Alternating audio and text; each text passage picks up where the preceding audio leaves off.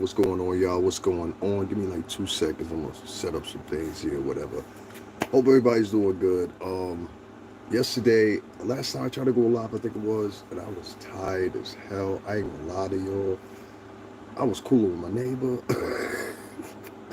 and we got to drinking, and it was just like, yo, let me go to sleep. I don't like to be on camera like that. So hold on 1 second. But we gonna get back to it. You heard? We gonna get back to it. We gonna get back to it. That's a man everybody wants to see, right? So anyway, once again, I apologize for last night. Like I said, I was just tired. A lot of people don't know, man. I don't get up a lot of times, and like, let me tell you, and that's what one of my subscribers said it yesterday. They say you look rested. I said, yeah, because I don't sleep. So a lot of times I'll be thinking I'm tired or whatever, or whatever, and I'll be like, nah, I'm just tired. I sleep for like 3 or 4 hours. Y'all heard that dude? I forgot what his name was, Brandon, whatever his name was, that testified in the Diddy case. And he said something that I said to everybody like a year ago, which was, yo, listen, man, I know how to stay up 2 or 3 days. I think I even said it this year before he testified too. I just gotta find a clip, but I had said it before too, and this is from like working in the music industry, man. Good morning, what's going on? Nah, I ain't get my phone back yet. I ain't get my phone back yet. Nah, I got a let me tell y'all something about my phone. I got two devices. What up? Luckily, I still got the tablet. Whether I would tell y'all, honestly and truthfully, it's somewhere around here. But y'all didn't see me use it on camera. I'll be using it today too, so that's why I need to find it. But here it is. This is my tablet right here. All right. So I got both of these, the S24, and I got my tablet together. The bill collectively is about 167 a month. Verizon offers this insurance. It's called Insurian. I believe that's what it is. And you should check your. I'm telling a lot of you because all y'all watching me on cell phone 9 times out of 10. Check and see because what I'm finding is probably like 6 or 7 companies use this insurance. Now what happens is a lot of these kids, because that's what signed me up for my account. He was a kid basically. They don't realize the details within the insurance. Now, yeah, the price will cover you if you crack your screen or something like that. But when you start getting into a folly, it's when you're doing the thing with I lost a device or a device was stolen. Now they want you to pay a deductible. But before they didn't want you to do that. You just go into the store and you know what I'm saying, you get your phone. Now I've been with Verizon now, and I found out I thought it was 6 years, but it's 4.5 years. Prior to them, I was with AT&T.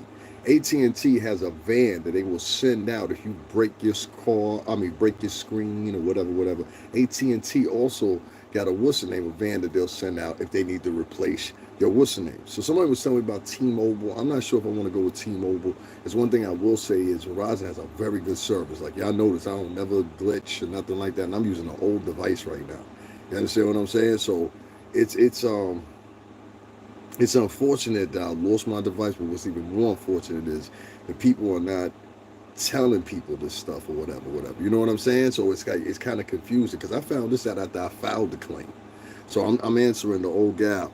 And the same with T-Mobile, the same company. See what I mean? So it's, yeah, a lot of these companies in it, just to let y'all know, if y'all got insurance on your devices and you've been paying for months, like for example, this is my second device through Verizon. So I always get insurance on my devices because I'm thinking, oh, I might lose it. I travel a lot.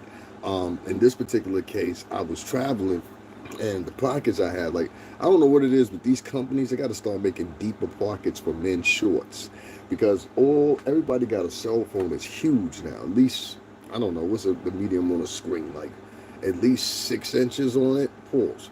So it's like, if you got a phone that big, what happens with me is it's always protruding out of my pocket.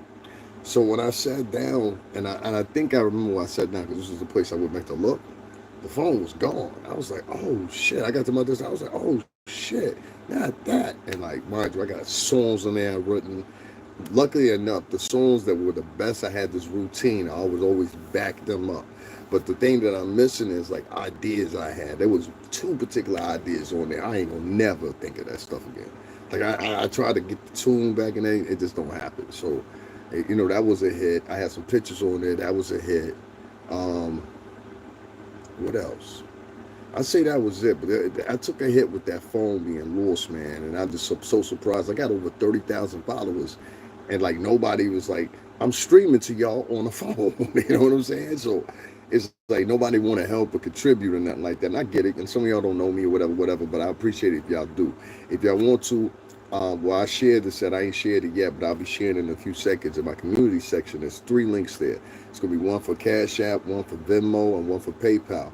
Donate something, man. Contribute. I do a lot of work on here.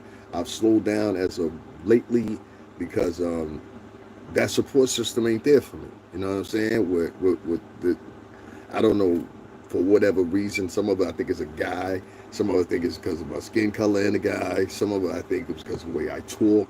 I don't know what it is. I really don't care anymore. I've never been the type to try to please people.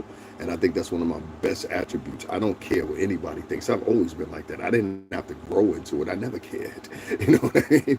I never cared. I always, pretty much for the most part, all my life have been a loner in regards to I don't have to hang with somebody, have a good time. I go do stuff by myself.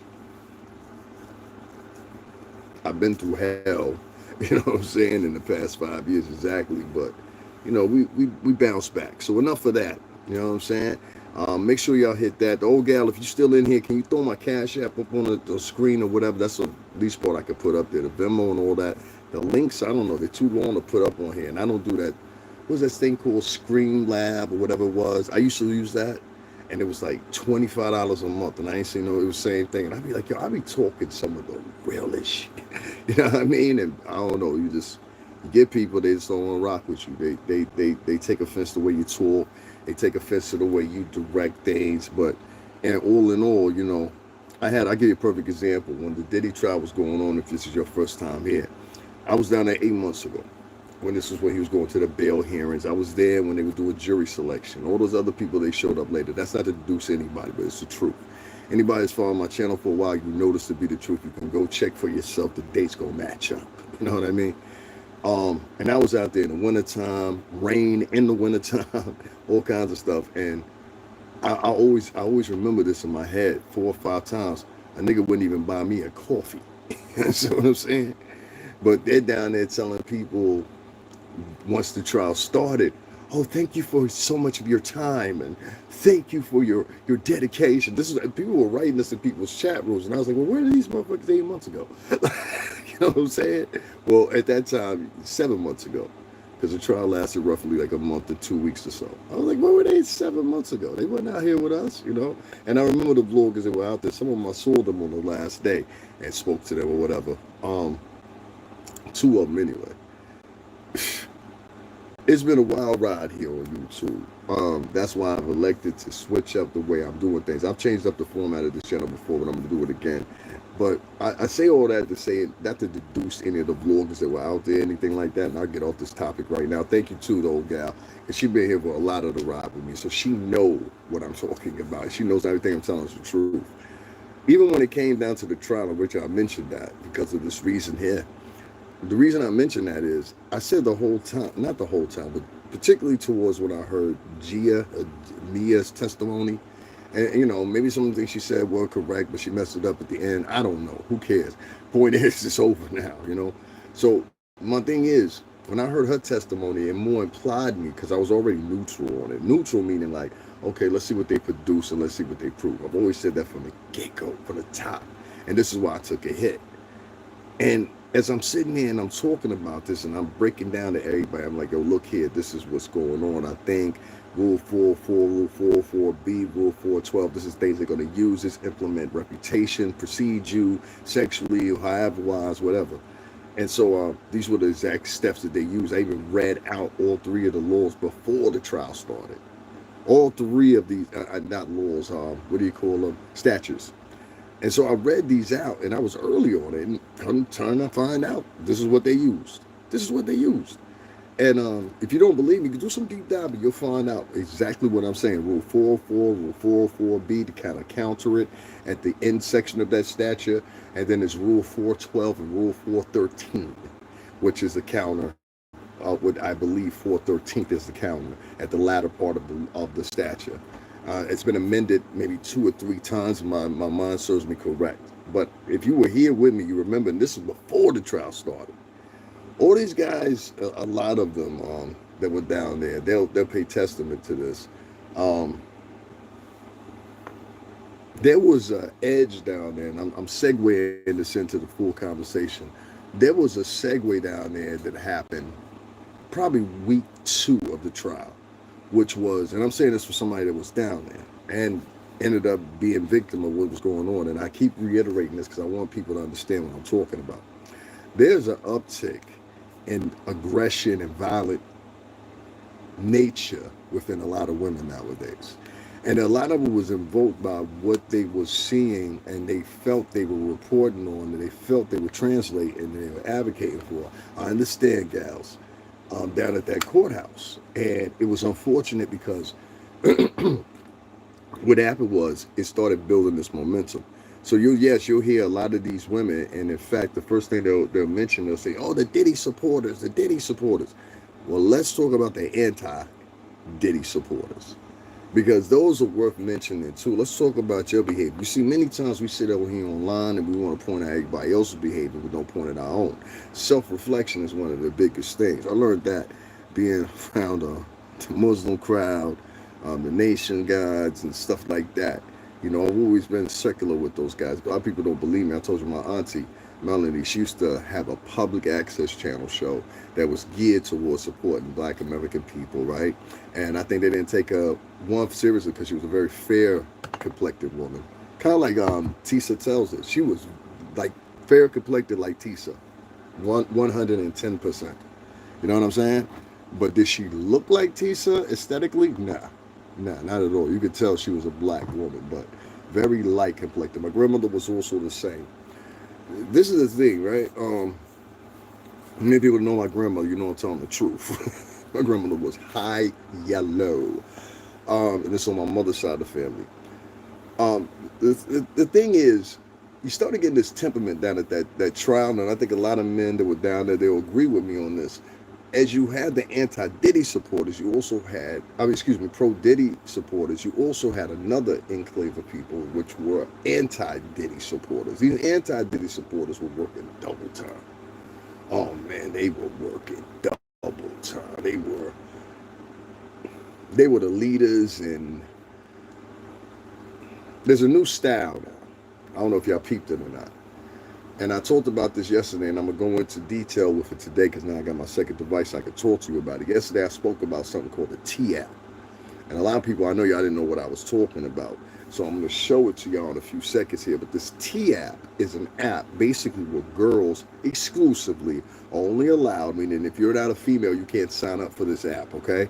Verification, I believe they're doing it through ID. That's the best way I can, articulate it. And I think the reason this T-app is able to do that because they set up the compounds within the coding. You understand? I went to school for digital media, so I know about coding, but the coding I learned was HTML5. So this T-app, right, which you say, I don't know who came up with the fair complexion.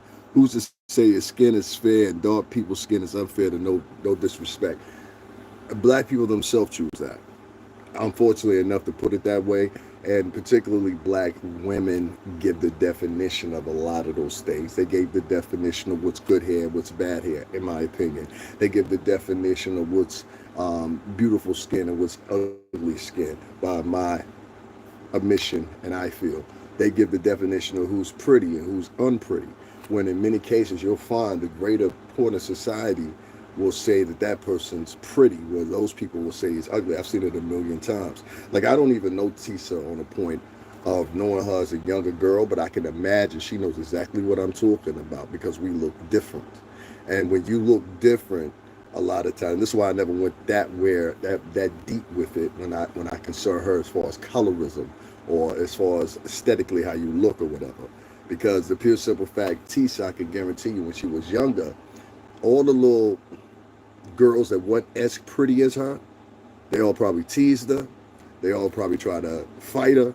That's one thing you got to worry about. Let me tell you, you go into the forest with some woogie boogies, you better believe you're going to get woogie boogie behavior. Now, this is not just exclusive to little light-skinned girls. Oh, it goes with dark-skinned girls, too. Now, the difference between I find with a lot of the dark-skinned girls is as they get older, they get prettier. It's very strange. And a lot of light-skinned girls, they don't hold up to the par as they get older. I've always noticed that. Like, not all light-skinned women. Like Debbie Allen, she's still a pretty woman. She's almost in there 70, 80. Um, Halle Berry is held up. And there's a couple other women. I just can't think of everybody all together. But there's some more women I can look at and be like, oh, okay, well, it's over there. Whatever was going on over there, it's over. Well, a lot of dark-skinned women, I find, a lot of them, they get better looking as they get older, especially when they're in their 20s and 30s. So that's just my personal opinion. They kind of like blossom or some shit like that. But if you ask me the old gal who defines that, it's black women. They always have defined that. They have defined what's pretty, what's ugly, what's good hair, what's bad hair, what's good skin, what's bad skin. You go to certain countries, including Africa, you go to Jamaica, many places in the Caribbean, they'll emphasize to you, and this is all brought through a process of influence, what they're influenced by, really. So, you know, if your mom grew up watching, for example, whitewash shows all the time, and they said that white skin is the best skin, light skin is the best skin, your emphasis on your entire life is to be dependent on the fact that white skin is the best skin. If you look at Japanese culture, you ask a lot of people to go to Japan, they will tell you this is a heavy emphasis on white culture throughout Japan and also in China. There's a heavy emphasis on white culture within India. There's a heavy emphasis, and the people of the countries will tell you this. I don't have to tell you this. The people of the country speak for Latin America, but I can speak for the Caribbean. In the Caribbean, there's a heavy influence, especially the Latin countries you go to. The Latin countries you go to, in Jamaica, what I want to deal with, huh? My speak of fuckery, huh? You see what I'm saying? Everything, Chris, yeah? All right, chill, relax. So everything I'm saying is 110% the truth. I think the islands that have been colonized by the Dutch and the English are affected a little bit more than the Spaniards, but definitely it's a mental impregnation, if you want to say. It's not even DNA printed, I don't think. I think it's just instilled culturally. DNA printed, you know, and maybe subservianism is, I don't know. You know, you heard what Calvin Candy said in his movie, right? So something about one part of the pineal gland is bent for subservianism and one other. I don't know. I'm not into that. And to them folks, they still in the world, light skin, dark skin, if you're black. Still an N-word to them folks. Yo, like Kanye West said it best, you still a nigga in the Benz, right? So, you know what I'm saying? I tell people all the time, sí, yo soy el cubano, la mareno, ahí, entonces no creo que sí. But tú eres mi gente, tú sabes, tú eres un negro. Y yo soy el americano, tú sabes, mi madre, tú sabes, una negra, mi padre, tú sabes, un negro. Yo soy negro, tú sabes. La hambre latino, tú sabes, no soy claro. So,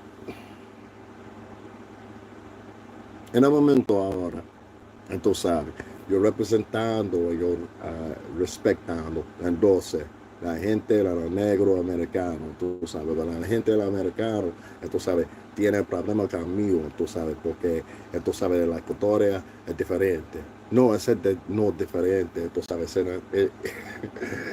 no, ese no es diferente. Ese es la historia contigo, entonces, son uno, ahí sí. ¿Por qué? Porque la hambre eran blancos, no gustó 12. Entonces, realmente ahora, creo que sí. Pero tú hablo, pero la gente, la caribbean, la gente, la africano, la gente, la indio, eso no es bueno. Eso no es bueno. Only certain people will understand what I'm talking about there, but in my personal opinion, and this is my personal opinion, I think there is something reemerging that was here before. Let me explain to y'all. Before, if you take it to the plantation, I don't want to explain it, then it looks like I'm just attacking women. I'll give you a better example. Back on the plantation, right, y'all remember these terminologies they had. You know, you had the house Negro, you had the field Negro. Same thing was in the Caribbean, right? Same thing, I swear to God. Chattel slavery actually began in the Caribbean before it even came to the United States, if y'all don't believe me. Like, the slave system that y'all know that y'all were part of as African Americans, there were Caribbean people that were part of that same same pre-existing chattel slave, uh, um, how can I say it, slavery belt. And a lot of African Americans don't know that. So if you don't know, I think it was either the Barbados or the West Indies, what they call it now.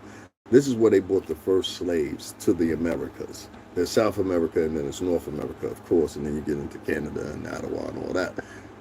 Listen to me, you can go easily research this. You will find in black historians, white historians alike will say the same thing. All right, this is not something you can avoid. A lot of people like to avoid conversations. You can't avoid this conversation. So chattel slavery, as you guys know it, right? And go look it up for yourself. Started in the Barbados. It didn't start, and I think it was the Barbados, if I'm sure. It might have been the West Indies, but I'm pretty sure it was the Barbados. And at one time later on, they formed a company, just backward on the claiming. They formed a company called the British West Indian Trade Company. That's why I said West Indies too. And the British West Indian Trade Company, y'all can go look this up, British West Indian Trade Company. They traded in spices, sugars, everything like that, because these were things that were reputable and could be used at the time for trade or coin and world travels. You understand what I'm saying? So, they got a port in Barbados, they divvy it up, give it to a couple of, you got, in each one of these islands, you got different people there.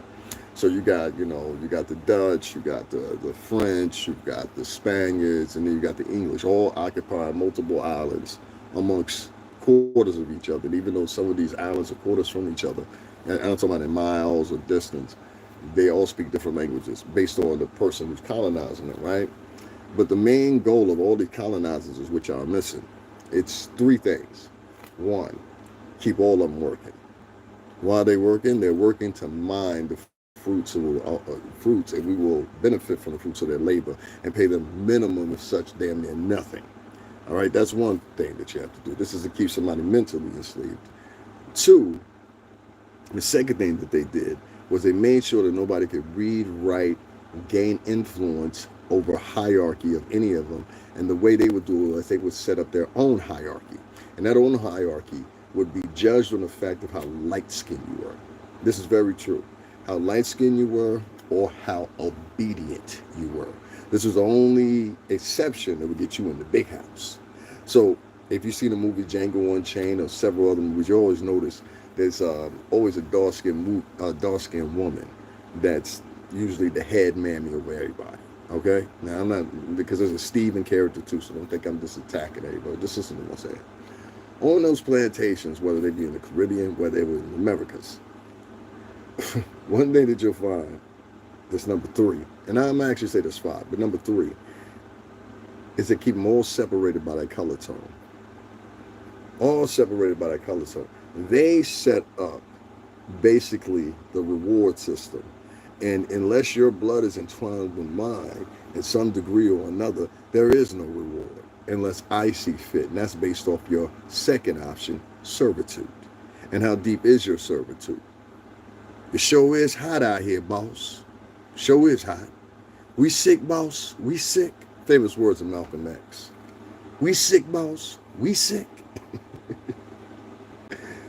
How deep is your servitude and how well are your manners? Whatever, cool. And so when you start getting to this, and if you need more examples, you can go back and you look at the brown paper bag laws or rules of Louisiana. You can go back and look. This continued throughout the decades after slavery was over. So now it's ingrained in these people's culture that light skin is better. Light skin is more representational of purity as far as they're concerned or whatever. And I've never, until recently, ever had to have these conversations in my life. I've dated girls that were white as snow, all the way down to dark as the ace of spades. I had a baby by a woman that was a dark, beautiful angel woman. You know what I mean? So, and she gave me a dark-skinned daughter. You know what I mean? So, for me, I never looked at a woman based off her color and said, hey, I'm going to date her because she's dark-skinned and I feel like she's a Nubian queen, she from Africa, da, da, da. And I never looked at a white woman and been like, oh, I want to date her because she look like an Italian princess from you know what I mean, from Napoli or something like that. I've never looked at women like that. I've looked at most women that I've dated, including my ex. I always talk about her because she's a good example, but she's one out of many. I always dated women that were intelligent. Like all the women that I dated have always had that one little thing in common. They're all intelligent. And I'm not talking about regular intelligent. My ex is a Yale girl. You know what I'm saying? My ex is a Yale girl. You know what I mean? Just to give you an example. The one before I had before her, she was a crazy Italian chick. Even with her crazy ass, same thing. You know what I'm saying? She had beautiful hair. She had hair down to the bottom, like literally down to her back. You know what I mean? And she wore it straight just like that. She didn't wear a lot of makeup. When she did wear makeup, it was a plus for her. Both of them were beautiful. Both of them. Both of them were equally beautiful. And both of them had one thing in common. They were all both nice to me. That's the biggest thing. It doesn't matter what color you are. Are you nice to me? Are you nice to me? See, my mother don't want me with nobody that ain't nice to me. My grandmother won't want me with nobody that ain't nice to me. You understand what I'm saying? Why would they want to adore their cherished family member within the paradigms of being in a relationship with someone that doesn't cherish them? You see? So a lot of times when you have these conversations or whatever, you have to have those conversations for this reason. There's a dynamic that is out there again that is separating you guys. And the reason it's separating you, and it's going to use the same chattel system, except in the 2025 digital version of it, the reason that it's doing this is because there has to be something else replaced. And for my white subscribers, I want you, and especially not the liberal ones, but the ones that know this, I want you to divulge this to them. If many of y'all are in here and y'all think that I'm some guy that grew up in the projects or the ghetto, you're sadly mistaken. I've always lived in a pretty much suburban or suburban directly lifestyle all my entire life, whether it's on my own or beforehand with parents and all that shit. I've always lived in the same compounds, you know what I mean? So when I say this respectfully. You've got a lot of people out here that it's not the thing about single moms that's really the problem. What you have is you have a system that's been put out here that has shown minorities exclusively, and this is my point period right here. And when I say exclusively, I mean Indians, Asians, everybody. Because if you remember, I just mentioned, if you look at your Japanese culture, they have a high influence on worshiping white culture. Same thing with India, same thing with Africa. That's why I took you on that long ride, because this is going to be a long ride, but y'all going to understand what I'm talking about. There is now emphasis put on that you could be rewarded if you stand up for certain white groups. Yes, sir. If you stand up for certain white groups and you show your allegiance, you will be rewarded. Now, this is the part of subservientism that I was just mentioning to y'all just a few minutes ago that used to happen on the plantation, but now it's extended its arms. If you paid attention, I said there's something that used to be called the British West Indian Tea Company. British West Indian Tea Company. Now, if you don't know what that was, they were a trading company, yes, but you know who their shipmans were? You know who everybody they put basically in indentured servitude? Ready? Indians, Bengalis, and who else? Punjabis. And if you go to those islands to this day, you'll still see the remnants of these same people. If you go down to West Indies, you go down to Belize, if you go down to Jamaica, if you go down to, what's another one? Antigua is another one that has them down there too. What you'll find is, you'll find a whole bunch of people that look Middle Eastern, but they speak in patois. Now, if you live in Brooklyn, if you live in Queens, you know the Guyanese community there. That's the other one I was looking for. If you know Nearad in the Bronx, you know the Guyanese community over there. You know many of those people, they'll look right at you and you'll think, oh, this is an Indian person. You're thinking they're going to sound like, you know, Apu at the store or something like that. They ain't Ak. That's not Ak. That's Rudy. I'm going to say, what going? What I deal with? That Baka time I deal with. Middle Eastern and things and Gaza. Now I'm on Chris and righteous. You know what I mean? Rastafari. That's what they tell you. How much you make off this, fam? I'm not your fam. I'm not your friend. And don't ever ask me about money. I don't tell strangers about money. I have nothing. You understand me? I have nothing. Niggas that never had nothing have to talk like that.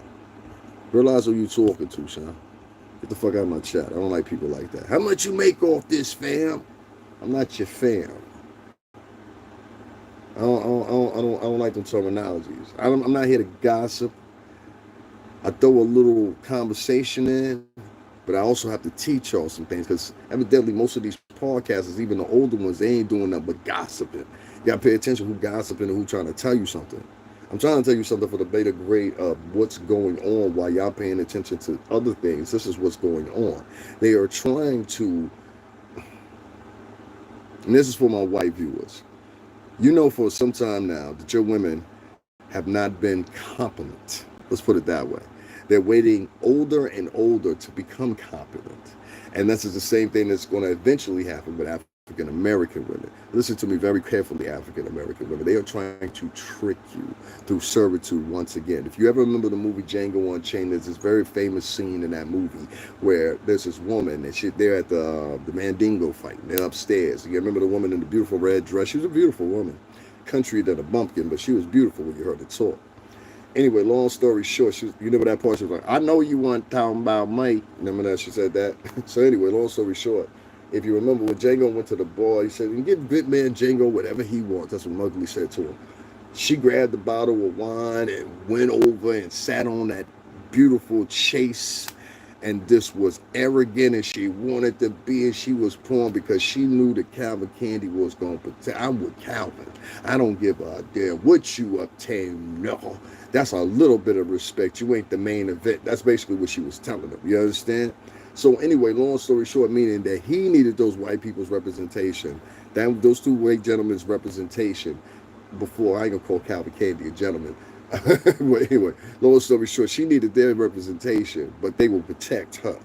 You understand? It's kind of like the same mentality.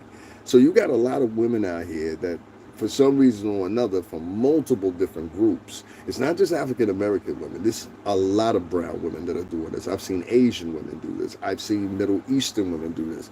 They get in the clutches of if you look at Asian men right now, they're one of the most undated groups in America. When you're talking about America, when you talk about China, China is inviting men to the country to populate the country again, because the men over there evidently have low sperm count rates and a couple other things or whatever, because of so long not having sex. The sexual freedoms that we have in the United States are not the same over there. If you go over to, there's two other countries too. There's one, I believe, in Italy, and there's another one somewhere in Greece that's doing the same thing. There's a couple of these countries where the men are just not copulating with the women. So in white culture, what you're having is, since there hasn't been a steady procreation since like the late 80s, when white culture, if I'm correct, it's declined year after year after year after year after year after year. Well, if you start dealing with people that look at absolutism, they deal in absolutes. And that means the bottom line, meaning like, okay, how's this going to convey? How is this going to change the future? How's this going to reshape America, et cetera, et cetera. If you start dealing with those decision makers, what you start finding out is a very different world of what you think. When you start getting a group, and in this case, 62% of the United States, which is white America, they start declining. Well, what happens is your power structure starts declining too. Now that's a fearful juncture for some people. If you need a realm on what I mean by that, at one time they didn't allow slaves to read on the plantation. At one time, and I'm not trying to bring it back to that, but it's the truth. There was a reason behind this. They did the same thing. They wanted to make sure, even with the Holocaust, they wanted to make sure that those folks, same thing. They didn't read and they wasn't educated, and the ones that were educated, they were the first ones out of here. Because you can motivate the others, and if you motivate the others might start in rebellion and come against us. This is the same reason they got rid of Malcolm. This is the same reason they got rid of Martin Luther King. This is the same reason they got rid of a lot of people throughout history, because of this thinking mechanism. So please remember, when I tell you this shit, I'm trying to fucking help you. These guys that are sitting out here right now, that are talking all this stuff and trying to put all this division thing in your mind and trying to make you believe. See, one of the strongest things that people that believe in this notion, this is not inclusive of all white people. You understand what I'm saying? Bye-bye. You take care, all right? Bye-bye. Bye-bye. That's not what we're talking about. You've got people that are in certain groups, right? And these groups, believe it or not, have interest. And these interests are the next 10, 15, 20, 30, 40, 50, 60, even 100 years, an eon, the next eon. They're worried about. They're not worried about like a lot of you are. What's the new news story for the day? So we, you know what I mean? We got to talk about this. Y'all worried about, and this is where they're getting y'all. Y'all worried about stories that are happening day to day in the moment, like children. Like children. And I'm guilty of it too. But at least I can say out of all the people that were down there that were catching what was going on with the Diddy case, I was the only one except for Lucci that was intimately involved. In his case, he's a friend of Puff's, which I never met him before, I gotta be honest, and me as a former employee. Don't you find that odd? Everybody else down there was opportunists, and I'm not saying everybody was down there with bad intentions, but it was an opportunity for you, and that's why you were there. Let's admit that. Now, let me double back. When I say these things to you, I say this because if you can get another group of women to be subservient to you, because your own women don't want to be subservient to you anymore. Oh, you doing what you've done, what other kings have done everywhere. You go to countries, kill all the men, keep the women. Almost sounds like Latin culture. Conquistadors show up. All right, boys, let's get to work. 14, 15, and 16-year-old soldiers they were, don't you know? You didn't know that? The Spanish conquistadors, the Queen Isabella sent over, those were 14, 15, and 16-year-old soldiers that were ravaging and pillaging. This is a time period when life expectancy was probably 40 years old if you were lucky, maybe 50, 60. Yeah. So the invention of medicine hadn't fit its whole hole yet, you understand? White culture is not deplorative right now, but it will be if the tenets of what your women who are preaching to other women who in line, because these women that are brown mostly want to be in line with these women and be viewed as these women. That's why even some of our women and their women, brown women, will go and get blonde weaves, blue contacts, things like that, because they want to look like that woman. You'll very rarely find this with men. Men, they might articulate like a white man, but they're never going to think fully like a white man. I can guarantee you that. Now, you got some tom-toms, don't get me wrong, but not to the full extension. I've seen a lot of women of color, and I'll go into detail about that in a few minutes because it has to be spoken about, because a lot of these weak men out here, they just want to adjudicate themselves to being the brown nose and the women because they scared to lose some followers. They scared to lose. You got to be scared, motherfucker, to make something happen. You think Puff got to where he was bound to be friendly with motherfuckers? You don't make it to a billionaire trying to be friendly with a motherfucker. I tell every motherfucker in this motherfucker, fuck you, before I do that shit. And you better get in that mindset too. This is the number one component that keeps you weak and keeps you obedient. If you sit there every day, you say, I got to upload what YouTube wants me to upload, right? You were already lost, motherfucker. You don't even realize it. Listen to me again. I got to do this story because if I do any other story, it ain't going to get as many views as this story, because the pure simple fact, YouTube has told me I must be adjacent to the rules. So even though you don't even realize it, nigga, you a free slave on here, because this motherfucker, if you ain't like us and you ain't monetized, you doing this for free. You being led for free. Listen to me again. There's some people on here, they can get on here and talk about what they want to. But if you want to be the top lead that you want to be, you got to stay consistent with all the trends. And the trends are, and there's only two ways to escape this. And I'm not going to mention either one of them. But what I'm trying to tell you is, think about that next time. When you upload, you upload or you go on to pay attention to a topic, keep that in mind. Why is it that we must talk about what Google, a Google-owned company, which Google is a search engine, which is owned by a bigger company called an Alphabet company? Why do we have to sit and adhere on YouTube to Google search results or whatever? Oh, I get it. So it will increase Google search results. Oh man, rags and tatters. We getting rags and tatters. The real money going to Google and the Alphabet company. You don't even realize it. That's why they give you a free account. We free employees. Y'all don't get it? We free employees. We're a free advertising agency. You're a free motherfucking PR company. And you do this all with individual agents. Let me give you an example. They got a job in New York where you can go and you can sell bus tickets, right? To go sell the bus tickets, what you have to do is you have to go down there to Brooklyn to, and many of y'all know what I'm talking about. Y'all have to go down there to the center down there, and what they'll do is they'll give you a license to be an independent agent. This is why Google does, and y'all might not understand this, but without that independent agent license, you can ask anybody that used to sell them bus tickets, they know exactly what I'm talking about. Without this independent agent's license, you cannot conduct business, and you're in illegal terms at that point.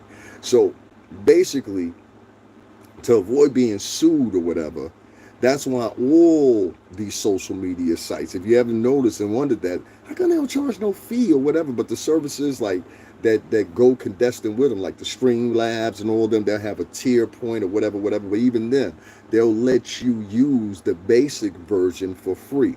There's FCC rules and things like this that go along with this, and I'll go into them one day, but trust me when I tell you this, Google knows exactly, and most of these social media outlets, they know what they're doing. You are a free advertising PR company for their search engines, for their advertisers and everything else, me inclusive. You understand what I'm saying? So we all getting pimped by these motherfuckers. Where's the anti-Google videos at? Where's Surviving YouTube? I want to see that documentary. Surviving YouTube. I'll even go deeper on you. Out of 20 of the top contenders that are making money here on YouTube, do you know there's only 3 of them that's Black American and 1 of them that's Latino? Did you know that I think less than 5 of them are women? as much as I bring this up, and I keep bringing it up, and we're gonna talk about a lot of things here. I keep bringing up the fact that a lot of the, how can I say it? There was a time when they thought that TikTok was gonna get bought out, right? And what happened was you had a lot of people, they left TikTok and they ran over here to YouTube. And ever since that little period happened, I said, I saw that shuttle shift. You know what I mean? Just a couple days after that. And the reason that the rules are different with these type of uploaders and podcasters or whatever such that come from TikTok is their rules and their ecosystem is very different than the rules that we were dicing up and we engage in here on YouTube. And so a lot of times over there, what I found on TikTok, and that's why I chose not to mess with it, people are very vicious over there. Not vicious to the point they are on Twitter or Instagram at times, but vicious nevertheless. If you're a man, you better not say too many things over there in the chat room as a comment or as a post about anything that's, you feel that's on your mind, you don't like about a chick that day or a chick in the media or whatever. They will remove you. And they will give you no reason. You will try to appeal, and they won't. Now, let a woman do the same thing, and trust me when I tell you, go over there and check for yourself. There are hundreds of thousands of posts. I went through a stream one day. I just put in anti-male post. Anti-male. Just put in anti-male on TikTok, and then it starts scrolling. And you will be surprised how many, and you'll be like, wait a minute, they took this guy's video down or whatever? There is a thing out here that I think is leading to 2 things. One is population control. I think right now they're making the women that are brown to keep down their populations fully. See, this is a long standing, and anybody white, you know this for a fact. So let's stop the bullshit here. All right, I gotta tell them. All right, so there's been a long standing idea, right, that it's not necessarily that you're the N-word or you are, Indian this or Mexican that or whatever. It's about making you docile, obedient. Now, if you're docile and you're obedient, this was get you the privileges of back in the day on the plantation of being up in the big house. You're up in the big house now. You ain't got nothing to worry about. You eat massive scraps, but the scraps that you cooked, you understand, up in the big house. We ain't got no stove out here in the outhouses. But in the big house, they got a stove, shit like that. So everybody's got their eyes on the big house instead of working in the field. And they're disgusted by the people that are in the field. You understand what I'm saying? So as you're looking and you're navigating through the world, especially young black dudes and young negritos, tú sabes, pero la gente latino, like, you're going to start noticing something.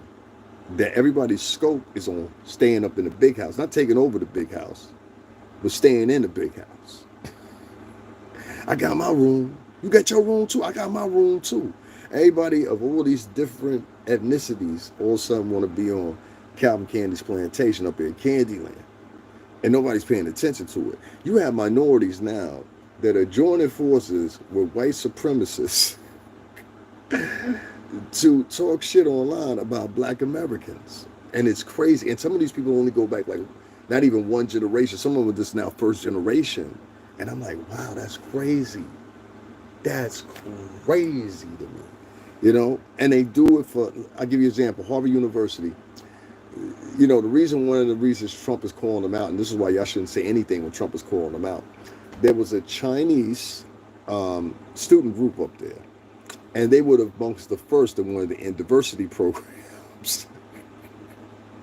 Diversity programs for black Americans. They said it wasn't fair and that Asian students wasn't getting their fair shot or whatever. Now, many of these Asian students hadn't even grown up in America. They literally, Columbia University, Yale's been on record for this, and a couple other places for like traveling to these countries and recruiting these students based on academic levels or whatever. And they're looking at it as a long-term standing to justify, basically, if you have a whole bunch of students that get high GPAs, you can justify your tuition levels. And you can justify increasing those tuition levels, if that makes any sense. You have a high graduation rate, you have high CP tests and stuff like that or whatever. You can maintain them. So anyway, at least for another 5 years at minimum. The enrollment process I'm speaking of. These kids decided to get it together, and they said, we're going to end the diversity programs at Harvard University. And they did. Now, later on, here comes Trump in here, and he's like, oh, well, y'all want to end stuff? Okay, let's end this. And a lot of, which confused me, was a lot of black students and black Americans, period, who sent this, was like, Trump is terrible for that. Well, did you tell them what those other students did to the black people? To the black people that take, all right, my fault. So, go Google it. It's easy. It's fun. It's easy to find. Google's your friend, right? I mean, you're on Google anyway. This is YouTube. It's owned by Google. It's a Google component. Anyway, long story short, man, I won't say white culture is dying out, but they see the trajectory of it. And they see that their women are not having babies. And if they're having babies older and less babies than they once were even 20 years ago. Same thing with African American culture. The only culture that doesn't perceive this is Latin culture right now, and they will sooner or later.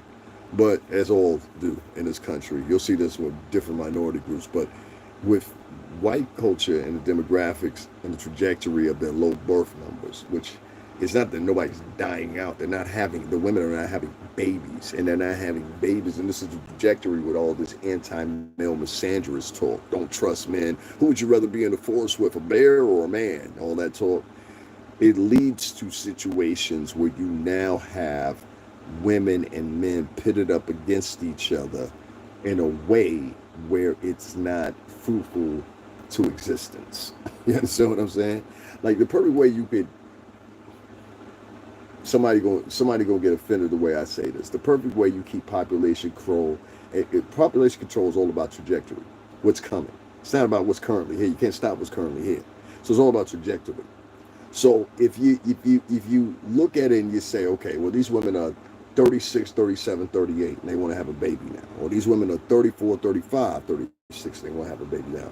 Now, the second group, or first group that I mentioned, the ones that are a little bit older, they're more a little bit risk, not necessarily at risk, though. You understand? A little bit more at risk, but not necessarily at risk. The heavy risk, believe it or not, don't come until some women are like 47, 48 years old. They can still get knocked up. Believe me when I tell you this. Even at 51, they can still get knocked up. You know what I mean? So anyway, long story short, if you got a girl that's got a good histories, things like that. You know what I mean? A lot of women, they stay fertile for longer than you think they do. Some women, they just need a couple of treatments and they can still kick out that last, you know what I'm saying, that last little baby now. Hopefully it'll be healthy, because I'm gonna be honest with you. Don't bring that little Down syndrome motherfucker. Now I'm playing. I'm playing. Anyway, long story short though, I'm sorry, I said that. I should have said that. See, I'm trying to be good here. Somebody said, go on there and speak intelligence. That's what you need. I was speaking with somebody. Don't go on there, you know. I said, all right, I got you. Anyway, long story short here, let me continue. You got a population now that trajectory wise are going to start deducing in numbers, because their women refuse to have babies at a competent age that would complement having multiple children. Meaning, if some of these women were 29, 31, 32, and they were having multiple children, boom, boom, if it was back to back to back, it would probably be a more healthy state for them. You understand what I'm saying? We're not talking about their age. There's old mamas everywhere. There's old dads all across the United States. You know what I mean? I'm gonna be an old dad. I'm cool with that. You know what I'm saying? I'm gonna Quincy Jones the fuck out that shit. You know what I'm saying? Not saying anything Quincy did in his life. Don't start that shit.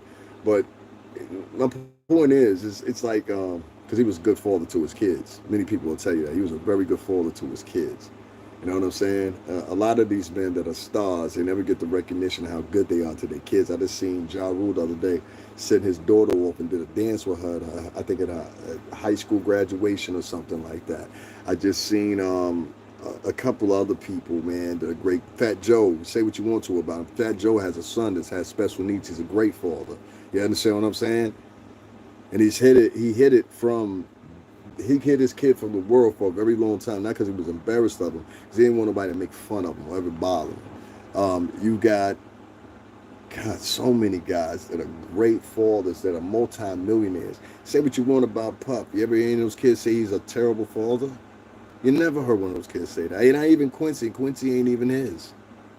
They all admire him. You might not like him, but his kids like him. That's a matter of fact. If his kids didn't like him and the public was saying what they were saying, I would look at it different. Those kids were there damn near every time they could be, you know? I always stood to the sideline. There, niggas knew professional was down there. That's all that needed to be said. After you seen me 3 times, I don't need to have the kids on camera. I don't need to be there. Matter of fact, I don't want nobody to know I recognize any. Shut up, that. Anyway, long story short, let me continue on. They're now drawing our own women over to white men, because this is what they've done before. They're going to procreate with your women. And once they procreate with your women, these certain type of white men, not all whites, but once they procreate with your women, these children, and this has always been my opinion, if they're raised predominantly by one parent and they're biracial kids, they are going to come out with the attributes of that one parent. Those attributes may not exist directly in their personality, but it will exist in their personality. I know this very well. Trust me on this one. And it depends on what those kids are mixed with. It really, really does. I think when you get somebody that's black and Latino, I think it's very much similar, you know what I'm saying? Like bolo, chicken, you know what I mean? Like, et cetera, et cetera. Guys, make sure y'all double tap the screen and hit the like button for me. If you're sitting here listening to me, just double tap the screen, hit the like button. I appreciate it. But a lot of times, and it depends on what type of white person it is.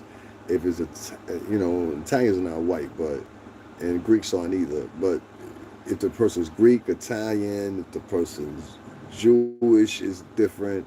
You know, you see that with Lenny Kravitz, a couple other people, whatever. But my point is, depending on what culture that child is mixed with and who's raising that child predominantly, that's how they come out. I'm telling you this.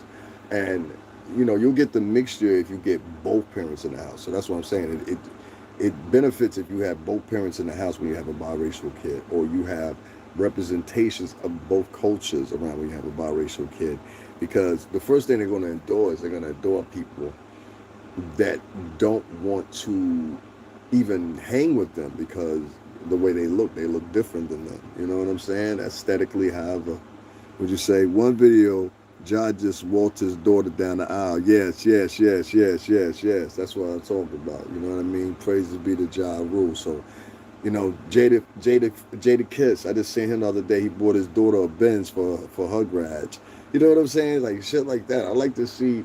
That's why I said you're trying to end a business where these men are taking care of little black girls and black women. They was online making fun of Jada Kiss's wife, just maybe a week and a half ago. Told me she looked old.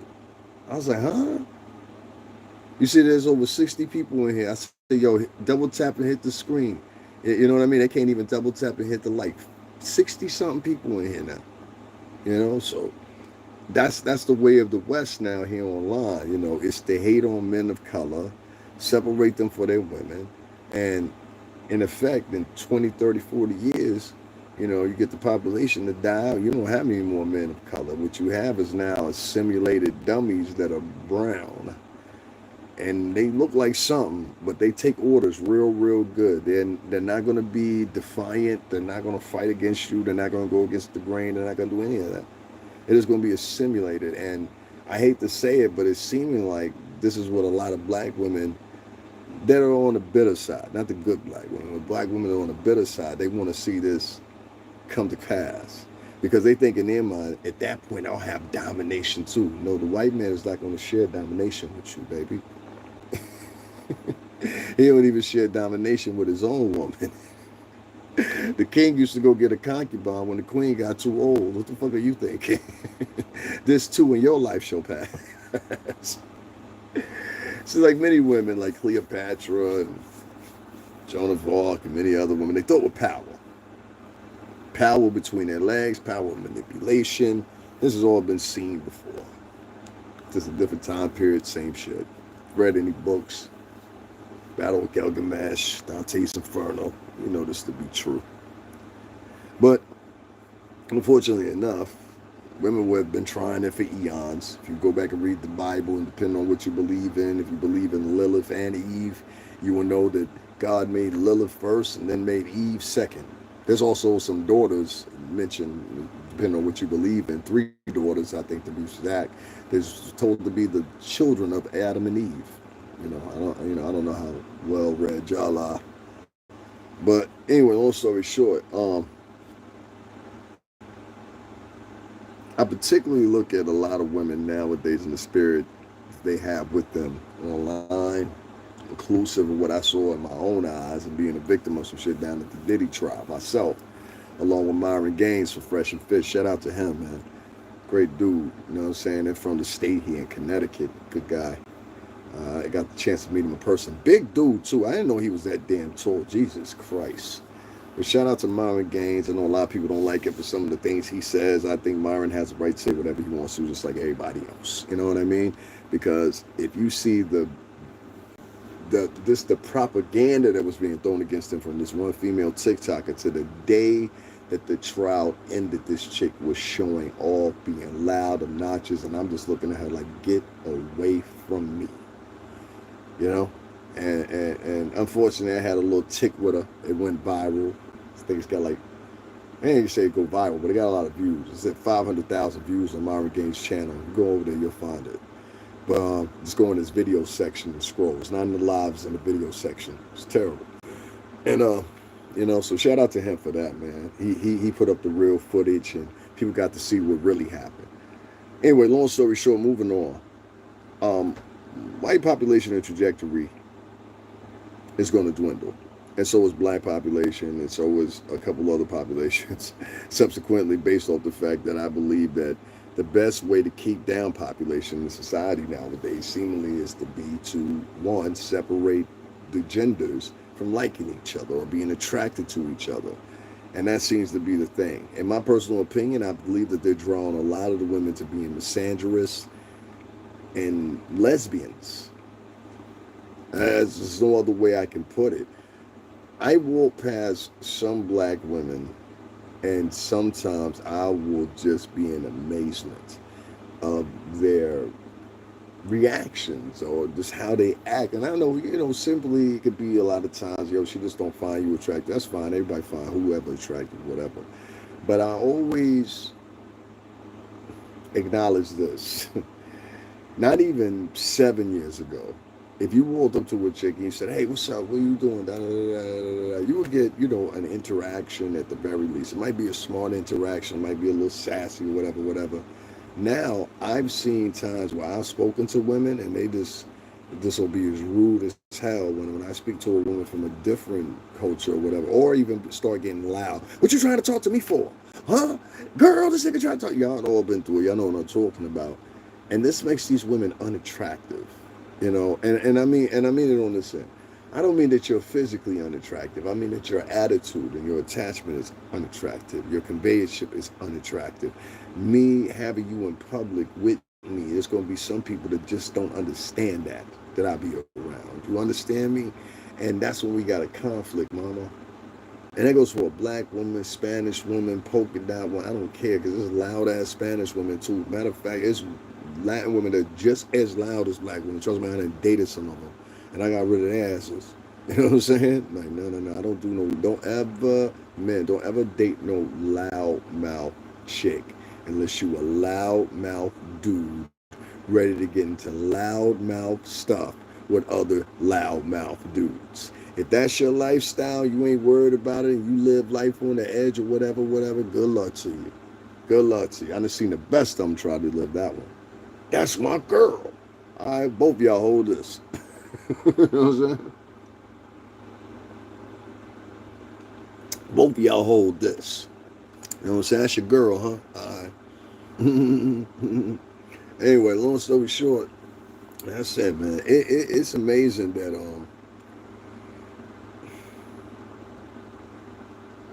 I don't know. I don't even like. There's so many layers of where we at in society, as far as like concentration on relationships should be the most permanent thing right now when it comes to African Americans, and instead it is the biggest argument right now. I mean, the women don't even like the men. Like, there's all these conversations, and they're faux conversations, in my opinion. I would say at a 70% rate, most African American women don't want to date an African American due to his current state. Like, they're not trying to help you out. They're not trying to, show you any business tips at the very least so you can get on your feet or whatever, whatever. And if they do show it to somebody, they show it to, a dude named,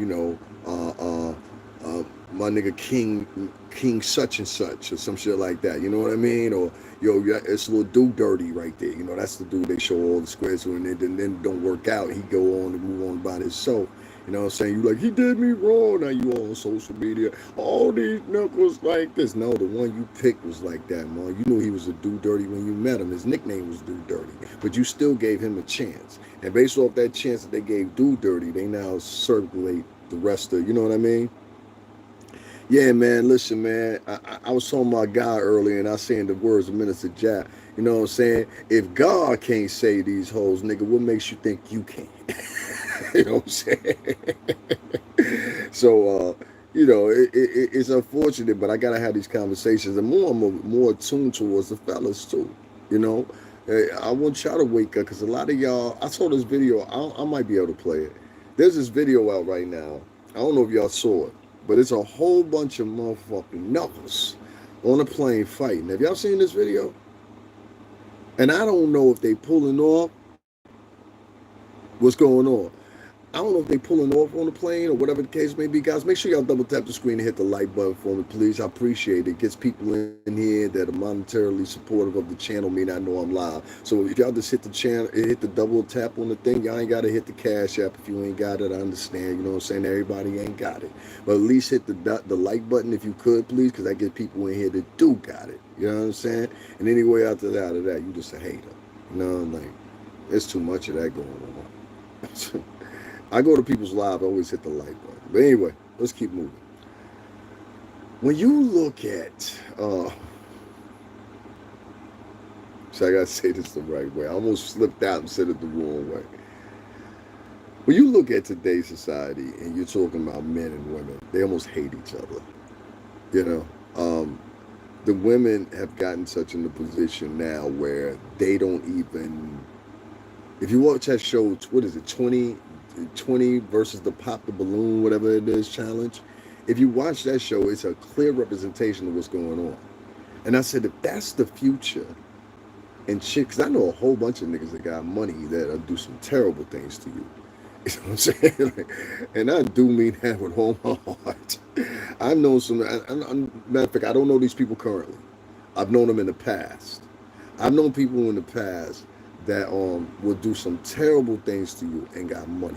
You know what I'm saying? All the way to, Gensu you up and all that. You know what I'm saying? This nobody finds you. I've known some people like that. When I was 11 years old, we had a friend named Stephanie. She was a beautiful girl. She was kind of like what I was talking about before. She was, what was she? I think she was either Guyanese or from Barbados. I think she was Guyanese though. I'm pretty sure because she kind of looked like the same thing. She looked Indian, but she was mixed with something else too. But anyway, Stephanie, she had did some shit. She was older than us. She was like 15, 16, something like that. We was like 11. We knew her from the neighborhood. And she had did some shit with some drug dudes, and I don't know what she did or whatever, but yo, like I still got the news clip and I can find it. Damn, they like they cut her up for one, and then two, they like poured gasoline on her and lit her on fire, dog. Like they couldn't even recognize her body to know it was her. Like this is like detailed in the paper, whatever. I knew this girl. And I'm like, yo, that was my first time ever hearing about somebody getting murked like that, or period. You know what I'm saying? Well, I won't say it was the first time I heard somebody pass, but that was the first time I heard somebody get murked. It was a girl. And so, that shit bothered me for like weeks, because I really, she was always nice to me. She was pretty as, like she was real pretty, man. It's crazy. With that pop the balloon challenge thing, I just had to mention it. I hadn't said her name in so long. That's crazy. I hadn't said her name in like 13, 14 years. I'm talking about particularly her. So I'm just a little taken back by it. Wow. I have so many people that I knew that are not here anymore. Good friends of mine, man. Good friends. A lot of them died when they were young. I got another friend. His name was Jared. If anybody in from New London, you remember Jared. My friend Jerry, we were like this for a good minute. He was a brand new friend, and I knew him for probably 2 summers, but we were tight, man. And he introduced me to one of our other friends, Pop. That's a Puerto Rican friend of mine. And he went out to Arizona with this girl, and I don't know what happened out there, but they found him in the back of the car with his hands tied behind his back, and he had been shot. You can look this story up; it'll come up. You know what I mean? And I was just like, same thing. And I know his family and everything like that. That shit fucked me up because I never saying bye to him. You know what I mean? I said bye to him. I gave him like full, you know what I mean? All that. And that was the last time I got to see him, man. That shit crazy. You know what I'm saying? That shit crazy. But anyway, enough of that shit, right? Fuck that shit. Y'all don't care about that shit anyway, right? Me. Y'all don't give a fuck. Anyway, listen. Let me continue on. So anyway, like that Pop the Balloon show, it's one of those mechanisms that's causing a divide. Every time I watch that show, I see the girls on there. Every last one of them. It doesn't matter if those guys had fucking gold eyelids. They're gonna find something wrong with them. They could have a 24 karat outfit on. They're gonna find something wrong with these dudes. And so what it sends a message to is the other girls and the mechanism that works in their pineal and their dopamine, because they're looking at these shows for the dopamine hit, but in the pineal gland at the same time is ingesting this on the left-hand side. And they're saying to itself, this is satisfying to defile people in public. And it's called public humiliation. That's what it's called. And these exhibits of public humiliation are now taking form in a digital currency. And they're worth a lot of money if you know how to use them. You know what I mean? Yeah, they be hating, but the thing is, they be ugly too. A lot of them. Like, can we talk about that? Like, it's put ugly women on a pedestal, and that's the worst thing they ever did in this country is put ugly women on a pedestal. I'm sorry. Like, you should be able to tell women, listen, you're not attractive. No, I won't even say it's only the blacks, because I know some ugly white women, some ugly ones, and white dudes will tell them they're ugly. It was the first time I ever heard a real insult was when a homegirl of mine, she called another girl pasty pale. She was like, who you talking about, that pasty pale bitch? I was like, yo, what the fuck did you say? It shocked the hell out of me. So yes, white people. I live in a white city, pretty much in a white state, pretty much. 37% of my state, Connecticut, is Italian. So you know what I mean? Like people be the Genovese crime family used to live in this area. I don't know what happened to them, but they used to live in this area, very much in this area, the next two surrounding areas. And you even know what you know, you know. But anyway, long story short here, never mind that. Long story short here, you get a lot of Genovese. You get a lot of people that how can I say it, man? That watch those shows and they digest them and they ingest them, especially the girls, young girls, and they think that's the way to be the guys. I have black women walk past me and literally be looking at their phone, pretending like they're not looking at me. And I'm like, I said one day to one chick, I said, chick, I see you looking at me, say hi. And she just started laughing. You know what I'm saying? So I know this to be true. She just started laughing. So it was like, and she didn't laugh like ha ha ha. Like she was laughing like hee hee. You know what I mean? Like cute laugh. Like you know what I mean? I don't never bark on chicks. Like I don't do that. Like if y'all saw me that one time I was talking to Shorty. Shorty came and sat down right next to me. She wanted me to talk to her. That's what she wanted to be. You got the time? I'm like, chick, I ain't stopping my motherfucking live for you. That's rule number one. Don't ever interrupt me while I'm doing live. Even if you become any chick that I've dealt with in the 6 years I've been podcasting, they know damn well don't interrupt my live. I don't give a fuck what's going on. You want a cigarette? They right there. You need something to eat, the refrigerator right there. You know what I'm saying? Hey, go a couple of dollars. Go get something to eat. You know what I'm saying? Whatever, but don't interrupt my live. I don't play that shit at all. Nobody should know you exist. Nobody, you know what I mean? Start your own podcast. Sure. Anyway, um, that Pop the Balloon show is showing women that you can deduce men. And you deduce men by insulting them. And that's where you guys got to be stronger. You understand what I'm saying? Guys, make sure you double tap the screen and hit the like button. I appreciate it. There's over 110 people in here. Y'all can't hit the like button. It's 18 likes. Come on. This is where the men, they mess up. They take these insults that these girls throw at them. They take these deductions that these girls throw at them. And they just take them and it starts affecting their self-esteem. You understand what I'm saying? And so as these boys start getting older and older and older, they start having lower and lower self-esteem to the point where they will accept anything. You understand what I'm saying?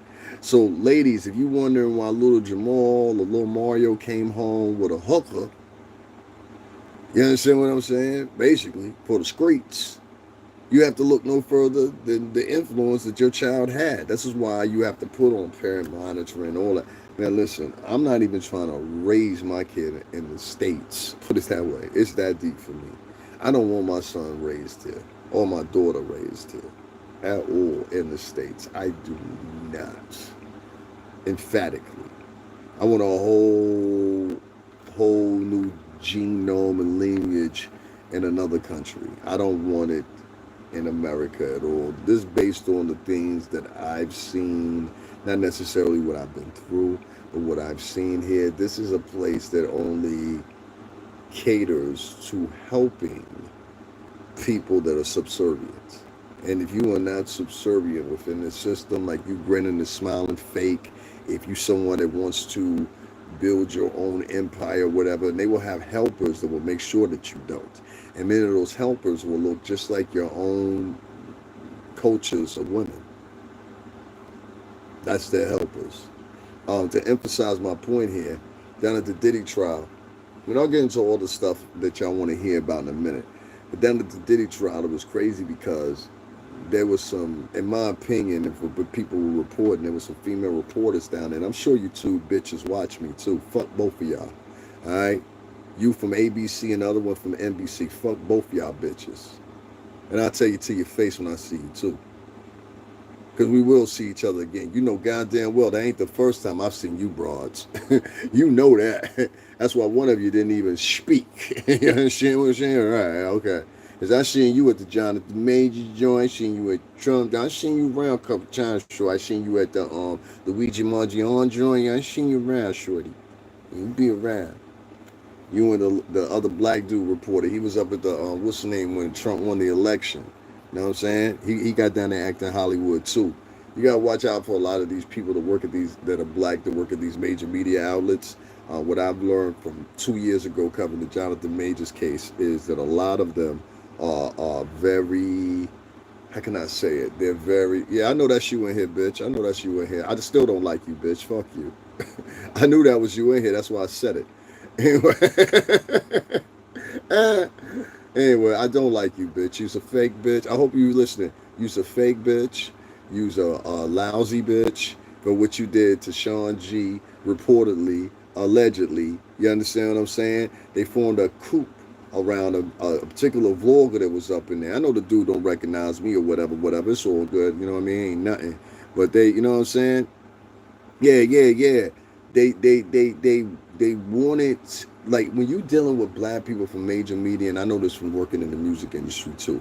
A lot of times they're not going to have your back, worse than any person white would. You understand what I'm saying? So a lot of times you'll find that it's going to be white people that are going to help you out in the music industry. I'm dead ass serious. You don't believe me? Who did Puff get his deal from? Did he get it from some niggas in the street? Did he get it from a group of conglomerate of black people that wanted to come together to support Puff? No, he got it from who? Come on, somebody write in the chat room. Who did he get his deal where he still started making the most money, that brought him up to being a billionaire? He got it from fucking Clive Davis. When Baby started out and he did what he was doing, who did he get it from? He got it from a white man. Go ask him. When you ask him what's the name, it's not about Save Master. It's not about Save Massa. It's about who's giving opportunities, and that's the part y'all don't get at. See, even when you say terms like, and I'm not just attacking you, when you say something like save master, protect master, that doesn't make sense because of the pure simple fact, what do you have as an alternative? You can't lead people if you can't feed them, homie. And niggas don't get that. You can't lead people if you can't feed people. OG Bobby Glanton Smith, I heard them words come out of his mouth from Zoe What show over 11, 12 years ago. Always stuck with me. And those are words of his day. The Black Panthers, they used to have a grocery program, right? I've shown an example of this myself in person with the Muslims, but I'll get into that in the second portion of this comment I made. I told them before, and I remember this, and I lead by example. I don't just talk. See, these other niggas, they lead by, they just talk. I lead by example. That's the difference between me. Now, the Black Panthers at the time, think what you want to about them. I understand. Some people have their reserves or whatever, black, white, polka dot, indifferent. But this is the point. When I say you can't lead the people unless you can feed the people. What I mean by this is there's a lot of people that say, well, let's crash down the music industry. These people don't know economics. Okay, so how many black people can get fired in that process? And do you have jobs to replace the jobs that they're going to lose? Now, you're talking about, in some cases, black women that went to school for 4 or 5 years. Where are you going to work now? Your black son that just graduated and that was his first internship. Where is he going to work now? Because you decided, because of your own personal beliefs and your own personal this, never mind the niggas shooting in your very own neighborhood every evening. You don't want to end that. Nah, you want to end the music industry. You don't want to end them niggas that's selling crack on your doorstep, damn here. You don't want to end them niggas that's sitting in the hallway downstairs where every time you go out to take the trash down, it's down at 3, 4, 5 o'clock in the morning rolling dice and shit. You don't want to stop that shit. No. You want to stop the music industry. You don't want to stop them motherfuckers that's around in your neighborhood shooting and shit that your kids got to walk past to get to their apartment. You don't want to stop that. You want to stop the music. That's your problem. I got it. You don't want to stop. You don't want to have no advocacy for your kids not learning shit at school and having fucked up grades, right? Your father's name is Jimmy and he shines shoes, a cocksucker. Sorry about that, y'all. Somebody wrote some fucked up shit to me. I will cuss your motherfucking ass out. Please believe that.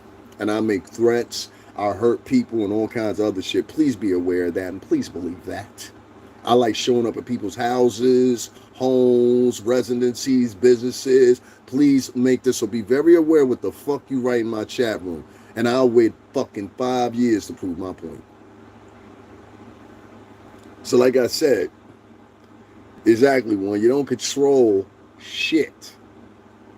Most people in society don't control shit. So when niggas sit around, they talk about, well, we don't own it, we don't own it. Half of the white people that's talking that would have join in on the same conversation, they don't own shit either. Now, like I said, I live in a mostly white, lily white state. You don't get no whiter than this, probably just Seattle, Washington, or some shit. All right, 37%. If you throw in 13 more percent, that's 50% of the motherfucking state that's Italian American. All right, not to mention the rest of the state. And where I used to live, that's all that was there was Italians and Greeks. That's it. Like the pizza shops, all that. One of my friends' last name was Papadonasio. Him, his brother, his cousins. You know what I'm saying? I knew his father. I knew all of them. I used to eat at the restaurant and everything else before his father passed away. These were people that I've known all my life. So that's why I don't know. Some people say, you got this Italian thing with this is the people I've been around with. I've hung out with these people. These are my friends. You understand what I'm saying? I'm talking about since a kid. So my experiences have been different, I guess you would say. It sort of was or whatever. And I definitely think like one in some regard. Well, in a lot of fucking regard, regardless. This is my point though here. When you got shows like that 20 plus Pop the Balloon, it's put out there for a reason. You understand what I'm saying? I just want to make sure I tally and highlight on that real quick before I segue into the next conversation.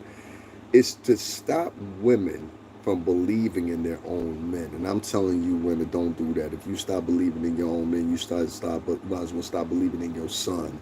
Stop believing in your daddy. Stop believing in your uncle that provided Christmases for you because your daddy wasn't there for 10 motherfucking years straight. You understand what I'm saying? Or let's pay some homage to daddy might have not always been there, but on your birthday, I bet you got that bike that you wanted, didn't you? I bet you got them back to school clothes, didn't you? You understand what I'm saying? Your mama sitting up in the house, your daddy ain't shit. You know what I'm saying? He don't bring me no money. No, sweetheart. Let that go. That was your mama's personal shit because she wanted to be with that nigga and he left. Truth of the matter is, your daddy left about $2,000 for you. Your mama took that, bought the bare minimum of motherfucking Christmas presents. You understand what I'm saying? And took the rest and paid the light bill. You know what I'm saying? Bought some groceries with it like it was motherfucking her money. You understand? We're going to start talking about these chicks out here that do dirt on the low and then be trying to sit up acting like they sitting with the rest of the proud chicks. I like to make a distinguished difference between the pride chicks. That's a chick, like my ex, Yale girls. Girls that went to college, girls that did stuff with their life, girls that got, resume, works on their accomplishment list or whatever. You understand what I'm saying? I'm talking about those girls. See, those girls I represent all day. I love girls like that because that's the type of girls I date. It's like a lot of people think I date hood boogers or whatever. I had some fun with hood boogers before, whatever. I got some hood booger homegirls that'll do some shit to you. You understand what I'm saying? Like, a lot of these chicks don't know to the degree. When they be talking shit to me, I be like, you don't know what type of people I know. And I'm trying to tell you, I know 3 Dominican chicks right now that will do something dirty to you. You understand what I'm saying? So it'll be very easy when you talking to me because sometimes they get offended when you saying shit to me. They be in my chat room sometimes. So, be careful when you say shit because there be some women that come in your chat room, they be talking crazy, don't they? Leaving comments. I know I don't know you, but I'm going to talk to you like I know you and I'm going to reprimand you like you my son. Be like, bitch, you don't get the fuck out of my chat room for real. If I digitally slap your ass, like one of these insults. Because that's all I do. You know what I'm saying? If you get that serious, I just sit there. Entonces, sabe, las mujeres tienen un cuento, sí. Anyway, yeah, you don't want that problem from me. You definitely don't. So be easy with your mouth. Easy. I had somebody come up in here yesterday say some slick shit. That's the thing to do now. You go out and you just say anything about a man to detour his motherfucking reputation. You're not going to do that with me. You understand? I reported that motherfucking profile. I sent an email to YouTube about the nigga, all kinds of shit. For real, you shouldn't be online. You understand what I'm saying? Period. The women be sending on Pop the Balloon and the site, the God Divine Order Factory. You understand what I'm saying? Now, it was some whole ass nigga that was on here yesterday, and niggas be writing whatever they want to write or whatever. And I'll be like, yo, nigga, I can just reverse and find out where you at, right? Like, You know what I'm saying? Like, say I'm sitting outside your kid's school one day when you come pick them up, and I just walk up to the car and be like, "Hey, what's going on, champ?" You understand what I'm saying? Like, say you know what I mean? Grandma got a motherfucking doctor's appointment. I show up at the bitch's doctor's appointment or whatever, sitting in the waiting room. You know what I'm saying? Hey, Granny, how are you? You know what I mean? It's different things and scenarios. It could be a possibility depending on how far you take it. One thing I don't take and one thing I don't do is I don't throw out threats to people. That's one. What I do is I defend my fucking self. And one thing you're not going to do is you're not going to initially come into my chat room like a lot of these fuckers do. And I want law enforcement and anybody else is listening to understand this. There are different games that are being played on this internet. A lot of these emphasis where you get these mass shooters and all that stuff, they start right here online. You understand what I'm saying? Now, I'm not a man of ill intentions. I don't care my channel or anything like that. As you've seen, I'm trying to educate these guys on a couple of factors that they may or may not know. But in between it, you have these indiscriminate motherfuckers that create these fake profiles that have been lavishly available for maybe 4 or 5 months, sometimes no more than little than 2 years. And what they'll do is they'll go on, they'll say all kinds of obnoxious stuff about people. They'll make up things about you. It's kind of condensing to what I was talking about yesterday. And today I'm going to talk about a little bit more with this T app, which is basically an app that's available in the Google Play Store. The girls invented that only girls can join. They have to show an ID to join the website. And they're basically able to get on there and give their own articulation of red flags concerning any man that they dated. And it seems to be geared specifically, even though there are some white and Latin dudes on there. I believe that the makers may have been black females because the majority of the men on there are black males. And it's crazy that literally these women can go, and I'm not saying some of those dudes may have red flags. You may, and some of you ladies may have stopped a potential, I want to say it the right way, a potential whatever, assault or whatever. Kudos for you. But if it was being utilized for that, that'd be one thing. It's not being utilized for that. Instead, what's being utilized is to just basically bash men and have, like many of y'all don't know this, I said this yesterday, I said it again. Most of America is made up of small rural towns. Most of America is not major cities. There's only, you can list the major cities within the 20s, I think. You understand what I'm saying? Throughout America. So when you mistakenly think that everywhere is like this broad city like Manhattan, New York, and Miami, and Miami really ain't that broad, but you get what I'm saying, California, et cetera, Texas, I could throw into that fray. You still start to see that most of America's small municipalities and towns. You understand? So if you got a small town, majority of the time, you're going to have women and men that are dating the same people at one point or another. I'll give you a perfect example. Down in, I believe it was Alabama, y'all can look this up. There was 2 men down there, 2 men that within 3 counties had given birth to over 80 children. 2 men. 2 men. And some of the kids were by both men, but by the same woman. I can't make this up. And the reason because of that was demographic makeup. See, when you get into a small town, you usually got anywhere between, I don't know, let's say 150,000, 200,000, 300,000, maybe tops of peaks at 500 to 600,000. That's considerable of a small town. Moderate city, you start getting into 800,000 to, I don't know, let's say 1.4 million, 1.2 million. All right, now you got a modest city, right? The rest of the trajectory, the rest of the demographics lie on fact with the rest of America. So if you go in line with the rest of America, just go on the map right now, you'll see that most of America is like constituencies. Like out here, we have counties. You understand what I'm saying? There's a whole bunch of multiple small towns within those counties, and most of the time, maybe 1 or 2 major cities. You understand? Like, for example, in my county, here, and well, I ain't gonna say that. I ain't gonna say that. Don't say that. There's 2 places that are major hubs. We'll put it that way. You know what I'm saying? So anyway, listen. The reason I say this, if you're in a small town and you're writing a review on this app, and you're talking about a guy in a small town, if a girl from a major city sees that, she doesn't know how to make this distinction. Only thing she sees is, All men are bad. Bear or man? I'll pick the bear. You know what I mean? And this is not the truth. All men out here are not assaulting women. All men out here are not beating up on women. We have a lot of women and men that are online that think that you should go along with this flow. And if you don't go along with this flow, you are wrong. And I'm here to tell you something totally different. You're not going to tell me what the fuck to think. It was some white guy that was out there, big fucker too, the last day of Diddy's trial. Y'all saw him on camera with me or whatever. And I peeped what he was trying to do. And he knew who I was as a vlogger. A lot of them knew who I was.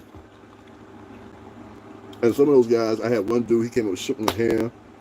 And another dude go like this to me. And a lot of them bloggers knew who I was. And that's real. I appreciate y'all. And I gave y'all the same respect. You know what I'm saying? Shout out to the young boy Denot. You know what I'm saying? A lot of people get him scrapped. I'm met that nigga 2 times. And he ain't never... I know when I see shiesty in somebody. That dude was cool. You know what I'm saying? With me anyway. You know what I'm saying? He ain't show me no... Because the reason I'm saying that about him, and I know different people will have different interactions with different people, you also got to look back and say, well, what did I do? Is that fair? What did I do?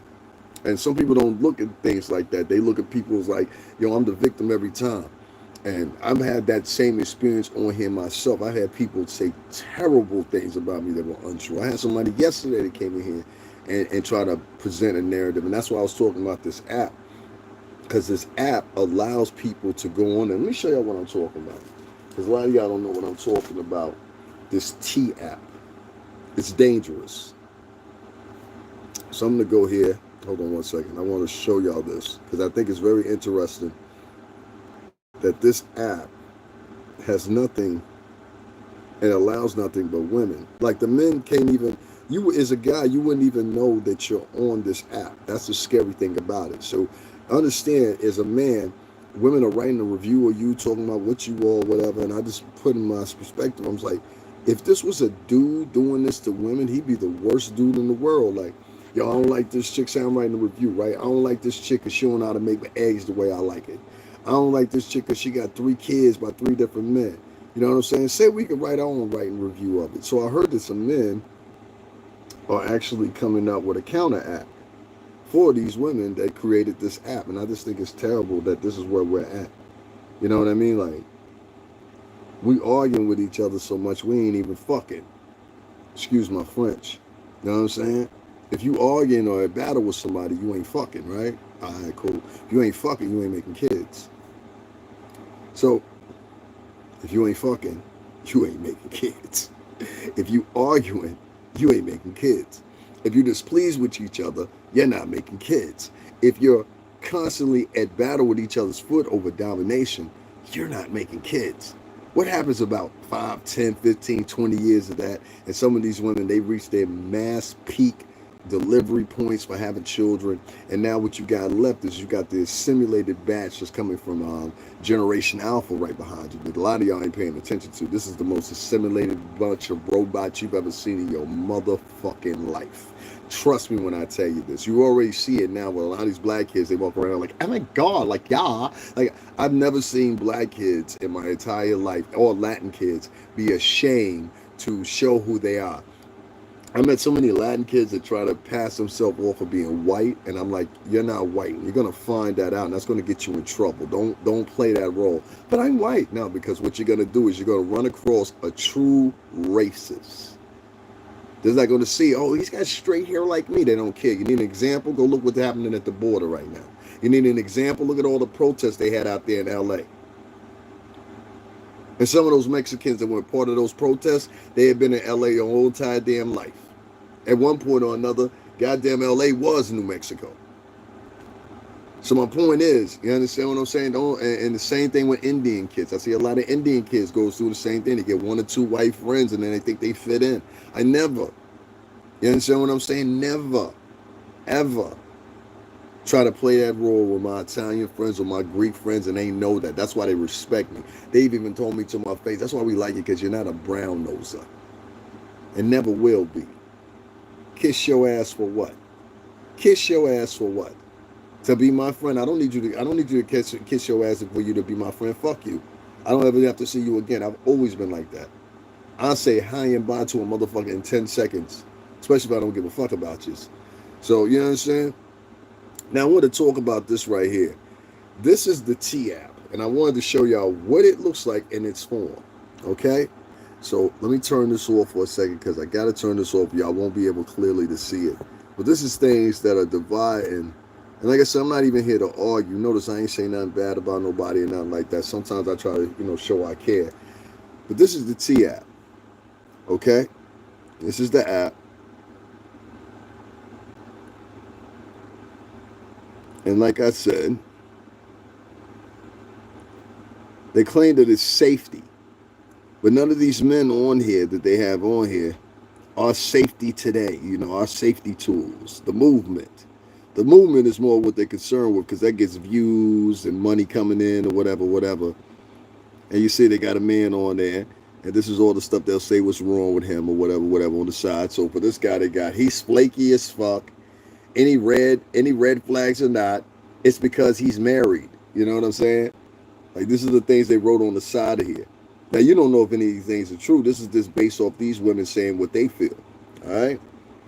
I want to read you the company statement here so you guys will understand what I'm talking about here. Now, mind you, I can't join this because I'm not a woman.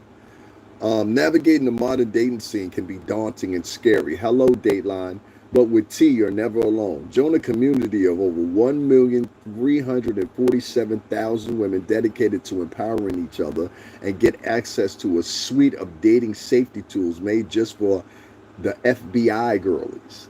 I don't even know what the fuck that means. The FBI girlies. Share experiences and seek advice within a secure, anonymous platform. T is built on trust. Screenshots are blocked, and all members are verified as women. T is more than just an app. It's a sisterhood. You heard those words before? A sisterhood. T is more than an app. It's a sisterhood. Together, we are redefining modern dating. Once again, you see what I'm talking about. That meets the connection here, the dominance connection. They're redefining dating. No, I redefine dating. Without me, bitch, you bitches can date each other. All right? You going on a date with another chick. No, I define dating. Let me tell you what I mean. If I ask you out to dinner, then you must mean I'm gonna pay for it, right? So I get to decide where the fuck we go. Now, if you don't like where the fuck we go, I'll find another broad and she'll like where the fuck we're going that I chose. You don't define shit. What do you define? Whether you're gonna give me some vajay or something? I tell you what, give me a night on the town and $40. I can make that happen. Let's continue. T is more than the app. It's a sisterhood. Together we're redefining the modern dating. Plus we give back 10% of our profits are donated to the National Domestic Violence Hotline. I have to verify that, but if they do, that's a good idea. Join T today and get ready to conquer the dating scene one cup at a time. Did this bitch just say one cup at a time? Did this bitch just really say, join T today and get ready to conquer the dating scene one cup at a time? Now, you notice they use the word conquer, aka dominance. I keep trying to tell y'all, they're trying to make it, and it's not going to work because what's happening is men don't really give a fuck. I don't give a fuck about this app. I really don't. What I give a fuck about, I'm not interested in having shut down or anything like that. What I do give a damn about is the fact of what I've seen in a demonstration from a particular video that I was watching, and I'm going to play that in a minute, which was how it's being utilized. Now, I think that they had sincere intentions. I really do. I think that the ladies, they wanted to protect themselves. I ain't got nothing against that. Fuck that. We see somebody attacking you, I don't even give a fuck if it's Tisa tells. We're going to snap the shit out your ass. You understand what I'm saying? Yes, you heard me correct. I don't care if it's Tisa tells you attacking. We're going to snatch the shit out of you. You understand what I'm saying? You ain't attacking nothing in our presence. Now, my point is, you understand what I'm saying? Because I like, it's some weirdos out here. Trust me when I tell you this. Like, a lot of times I catch the subway late at night, and trust me, it be some. If you don't like fit a certain foray, some motherfuckers will test you. You understand what I'm saying? Like, even if you fit that foray, sometimes niggas will test you. And so you have to be like on point, like, you know what I mean? And so like some women, they don't see the signs, they don't know what creepers really look like or whatever. Next thing you know, this is the difference between a creeper and a hitter and a banger. It's a big difference. People know what I'm talking about, you know what I'm talking about. But you know what I'm saying? And like, yeah, I ain't never been no creeper. Creepers and niggas that sneak up on women, and I ain't into all that shit. Like that's sucker shit. Like, you know what I'm saying? Like, I remember one time speaking at Tisa Tells, bitch. You know what I'm saying? Like, niggas was in there. It was like, yo, you ought to do something to her son. Da, da, da, da, da. I said, what the fuck I'm supposed to do? Beat her up? Don't we go beat Tisa Tells up? Like, get the fuck out of here, nigga. Like, nah, we ain't go beat Shorty up. You know what I'm saying? Now, she get her ass whooped by some chick out here, some shit like that. That's on her. You know what I'm saying? Because you done said a lot of shit. But as far as me putting beat the chick up, and I said that in like 7, 8 videos now. Like, and I said that from the get-go. Like, nah, it ain't that.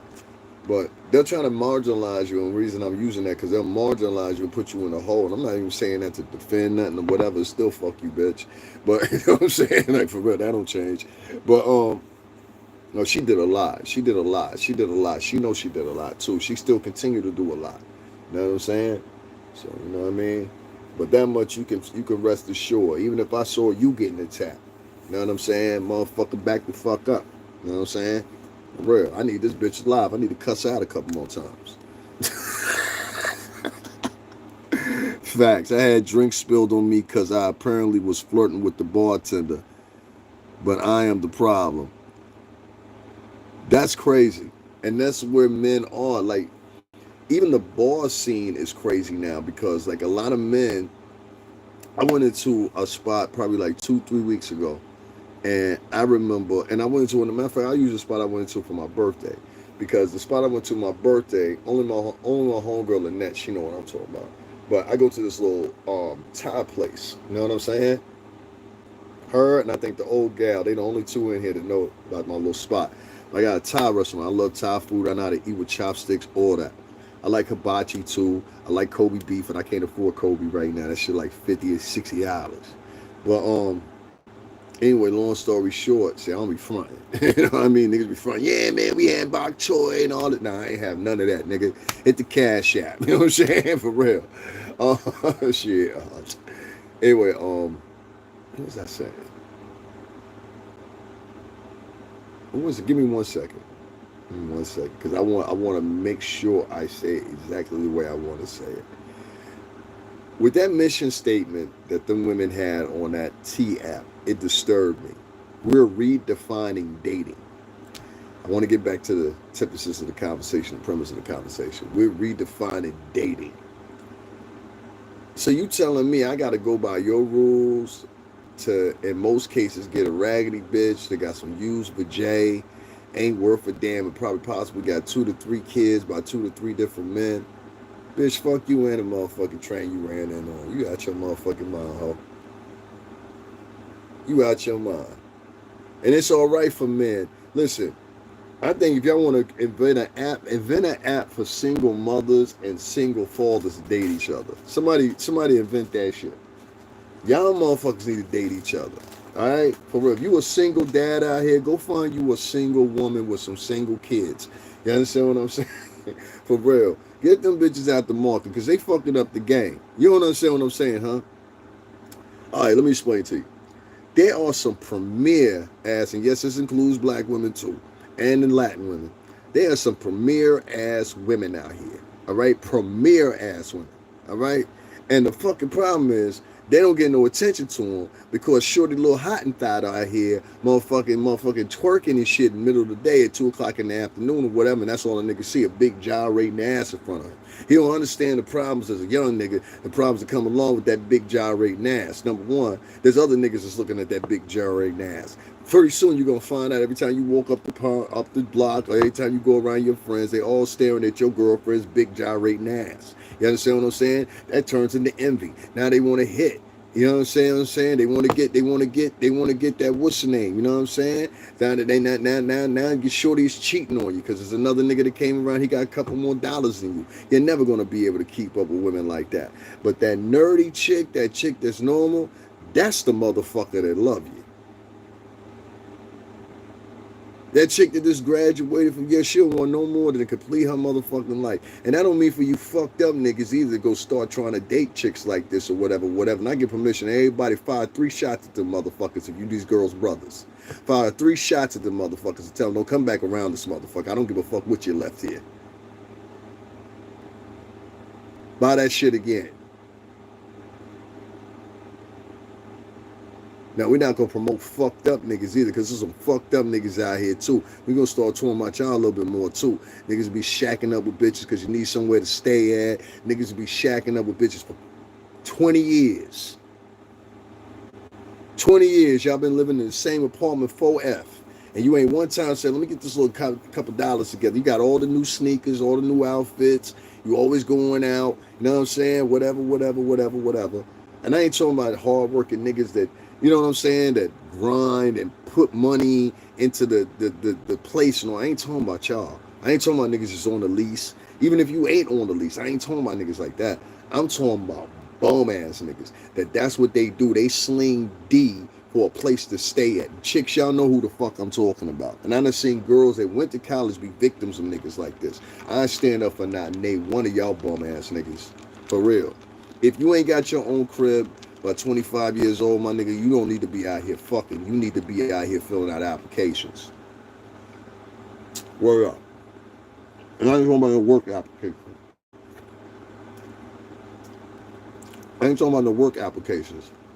Because everybody want to have them conversations. I said, suck, I'm a real man. You ain't no real man because you said that shit, nigga. You normal. You ain't no different. Niggas say, I'm a real man because I want to work. You ain't no different than a bitch talking about she independent. But live in the high rises. That bitch pulling right up to the B building, apartment BF. You understand what I'm saying? You understand what I'm saying? I don't give a fuck. You just went to Benihana, wherever the fuck you went to. You come on vacation. You know how many motherfuckers I know in New York? Come home from motherfucking Barbados, come home from Jamaica, whatever. You know what I'm saying? Where you going? We going to such and such houses over. Where you going? We going to Soundview housing over. Where you going?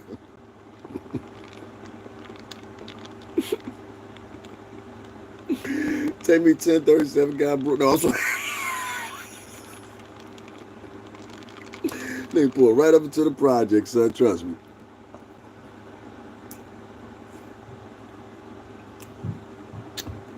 I don't even want 50-50 with a bitch. Let me explain myself a little bit better. 50-50 discussions, men, are only to be had in 2 situations when you're dealing with a chick. Let me explain. Number 1, if you don't ever start off the conversation talking about can we go 50-50, you're always going to get a no from these hoes. All right? And I don't mean women. I said the hoes. Got to learn how to separate.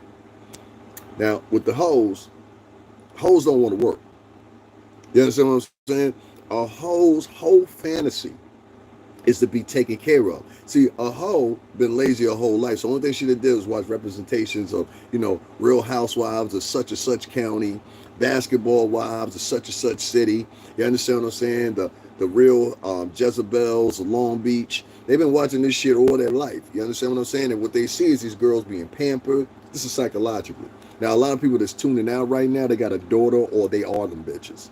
But anyway, psychologically, these young girls are seeing these shows or whatever, and they're starting to endear in their mind because remember, these are the rearing years. So like when I was a kid, they used to say, oh, it went from the mall as the babysitter, then it started being the video games, and then it went to the computer. I saw this all 3 in one motherfucking in my late teens. So trust me when I tell you this. The personalities that you're getting or not getting from these women is from lack of development. And this is lack of emotional development, and that's what they're encouraging. I'll give you an example. You ever been somewhere online or whatever, somebody has the audacity to tell you how you should and shouldn't feel? Like somebody will tell you, why are you so emotional? Or this one right here. Let me tell y'all something for y'all nerds, because that's the only people that make shit like this up with some nerds. You want to hear some words that's gonna get one of y'all niggas popped or poked, and then y'all gonna realize why you shouldn't be saying it, because you're gonna run into the wrong motherfucker that don't understand this shit. Aha, you're triggered. Triggered is synonymous with taunt to me, the way I think. You understand what I'm saying? So you'll sit there and talk about, oh, you're getting emotional. Meanwhile, you require about 68 stitches. You understand what I'm saying? You understand what I'm saying? So what I'm saying to you is, I think maybe some of y'all nerds, because that's really what y'all are. A lot of y'all niggas is nerds, especially y'all nerdy ass niggas online, for real.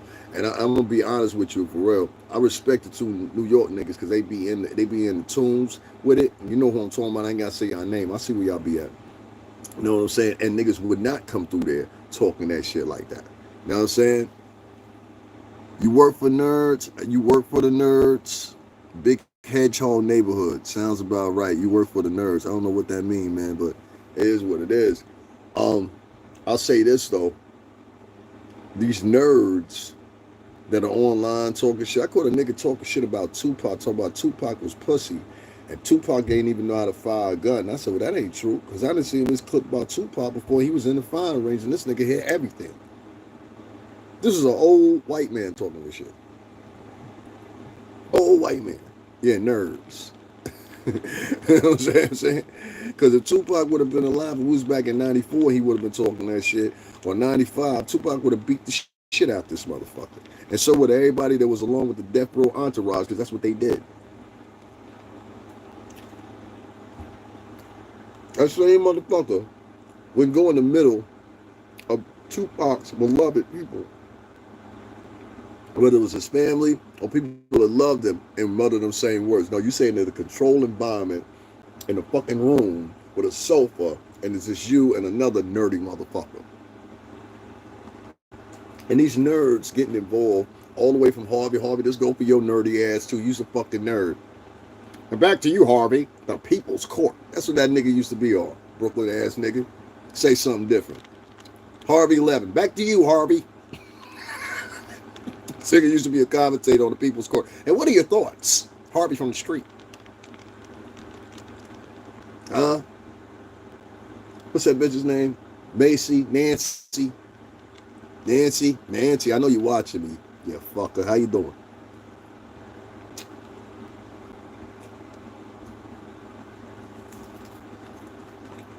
Nancy, you ever tell these people your humble beginnings? I know. But do you ever tell them how you started out? Nancy, next time on your show, I want you to tell everybody how you started out.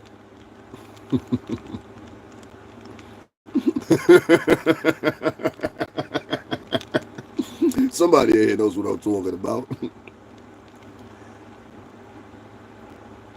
It's a true story. No, ain't no true story. I'm gonna throw up the clip later on. I had a video a long time ago of Pac in the firing range. Actually, like 2 or 3 videos of Pac in the firing range.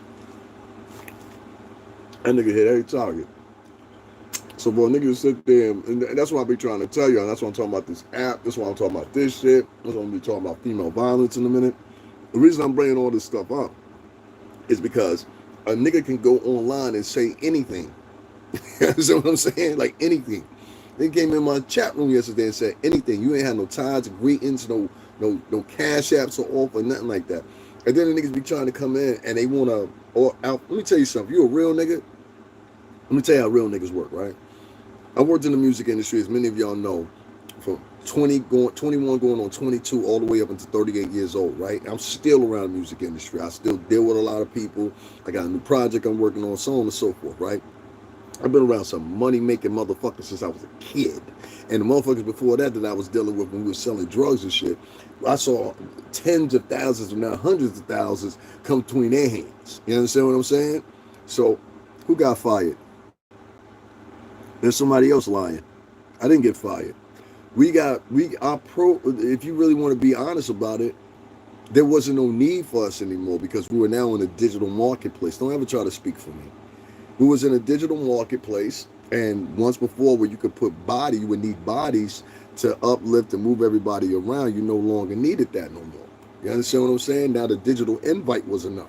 So if I can effectively tell 10,000 motherfuckers with a tweet, Hey, yo, we gonna be over here, whatever, whatever, whatever. I don't need everybody to liven up everything. The only and that, it took me a minute to understand it too. Now, only thing I need is the people to liven it up. So I ain't mad at Puff for that. You know, he gave us a good run with that. Come to Cathedral and say that shit. You don't know what the fuck you talking about. I don't know what you talking about. Come to Cathedral. I don't know you. You sound stupid. I don't give a fuck what you talking about. And you the prime example of a nigga that always come in and try to like. I want y'all to pay attention because he needs some attention. There's a nigga in here named Big Hedgehog Neighborhood, right? Let me see how many followers this nigga got before I even address this silly ass nigga. Okay, so he just started the profile 2 weeks ago, right? Yeah, man. Yeah, I hear you, man. We'll see all that. Yeah. Don't share my nigga. You know what I'm saying? I don't talk like that. I don't think like that. You know, see, let me tell you something. You're gonna engage with me. First thing you don't want to do is engage with me as a nigga. You never ever want to engage with me as a nigga. You want to engage with me as a thinker, because I'm a thinker. And the way I think and the way I move is very different than the way you move. And it's very, very, very, very. You think I need a haircut? I think I need a haircut. It's very, very dangerous to come in and speak to men that you don't even know about. You don't even know anything about them, or whatever. It's crazy. I'm gonna make you eat my word, every word. I hear you, man. What you scared of? You sound like you scared. What you upset about, big fella? I ain't even gonna move you. He ain't talking about shit. I think a lot of people think I'm talking about something. But what motivates you to come in here? That's what I'm asking you. Who motivates you to come in here? Huh? And why didn't you come in here with your real name? Like a real gang. See my name up there? That's my real name. See, you ain't no gangster. You come in here with an anonymous motherfucking, what's your name, profile. You trying to scare me? Now, tell me, what's your real name? Write your real name in there and write your address right now. Go ahead. Let's see if everything you say is true. Let's see if I should be scared of you or you should be scared of me.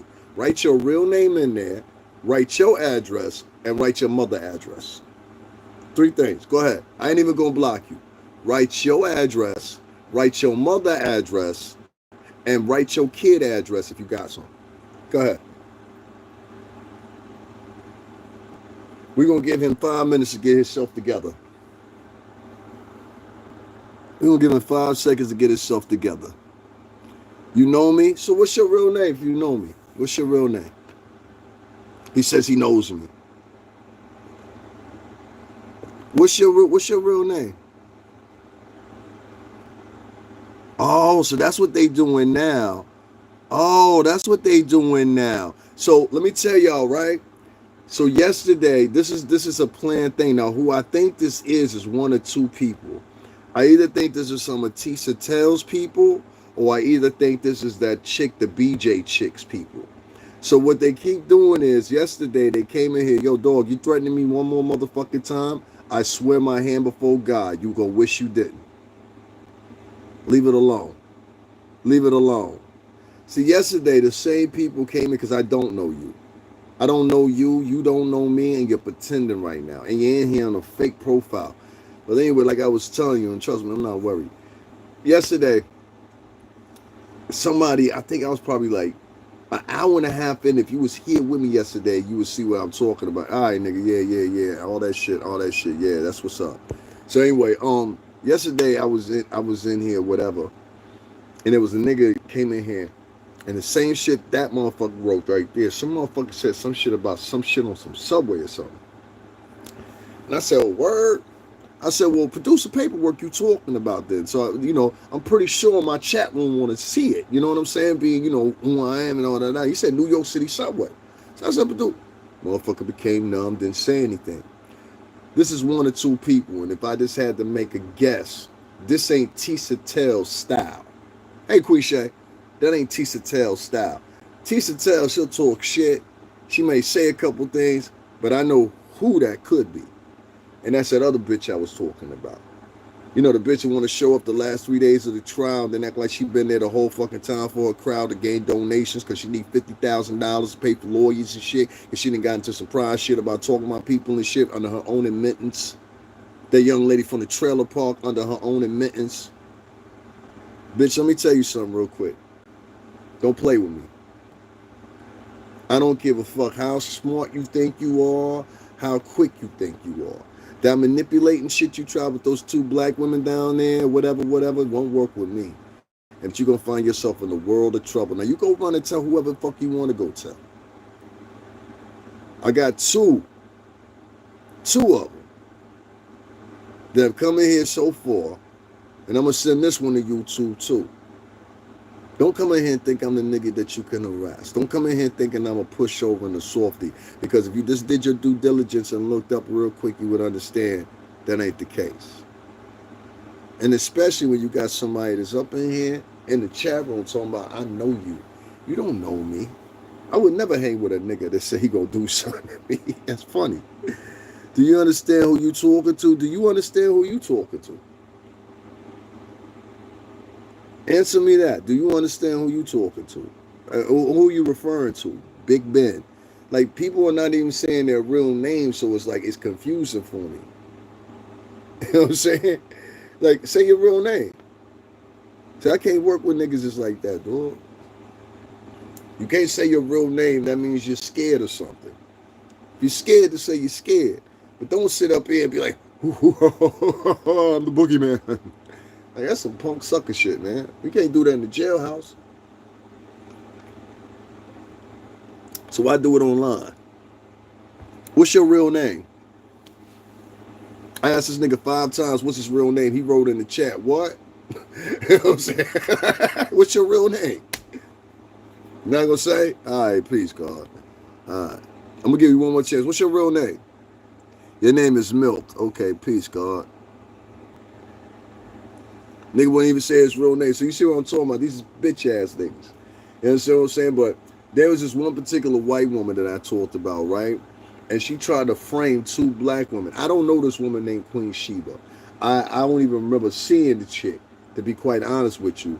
But if I think I think she is, maybe I shouldn't have took her for because of something that happened. But at the same time, I got to take her for because of the pure simple fact, the dynamic of the conversation. Let me tell y'all.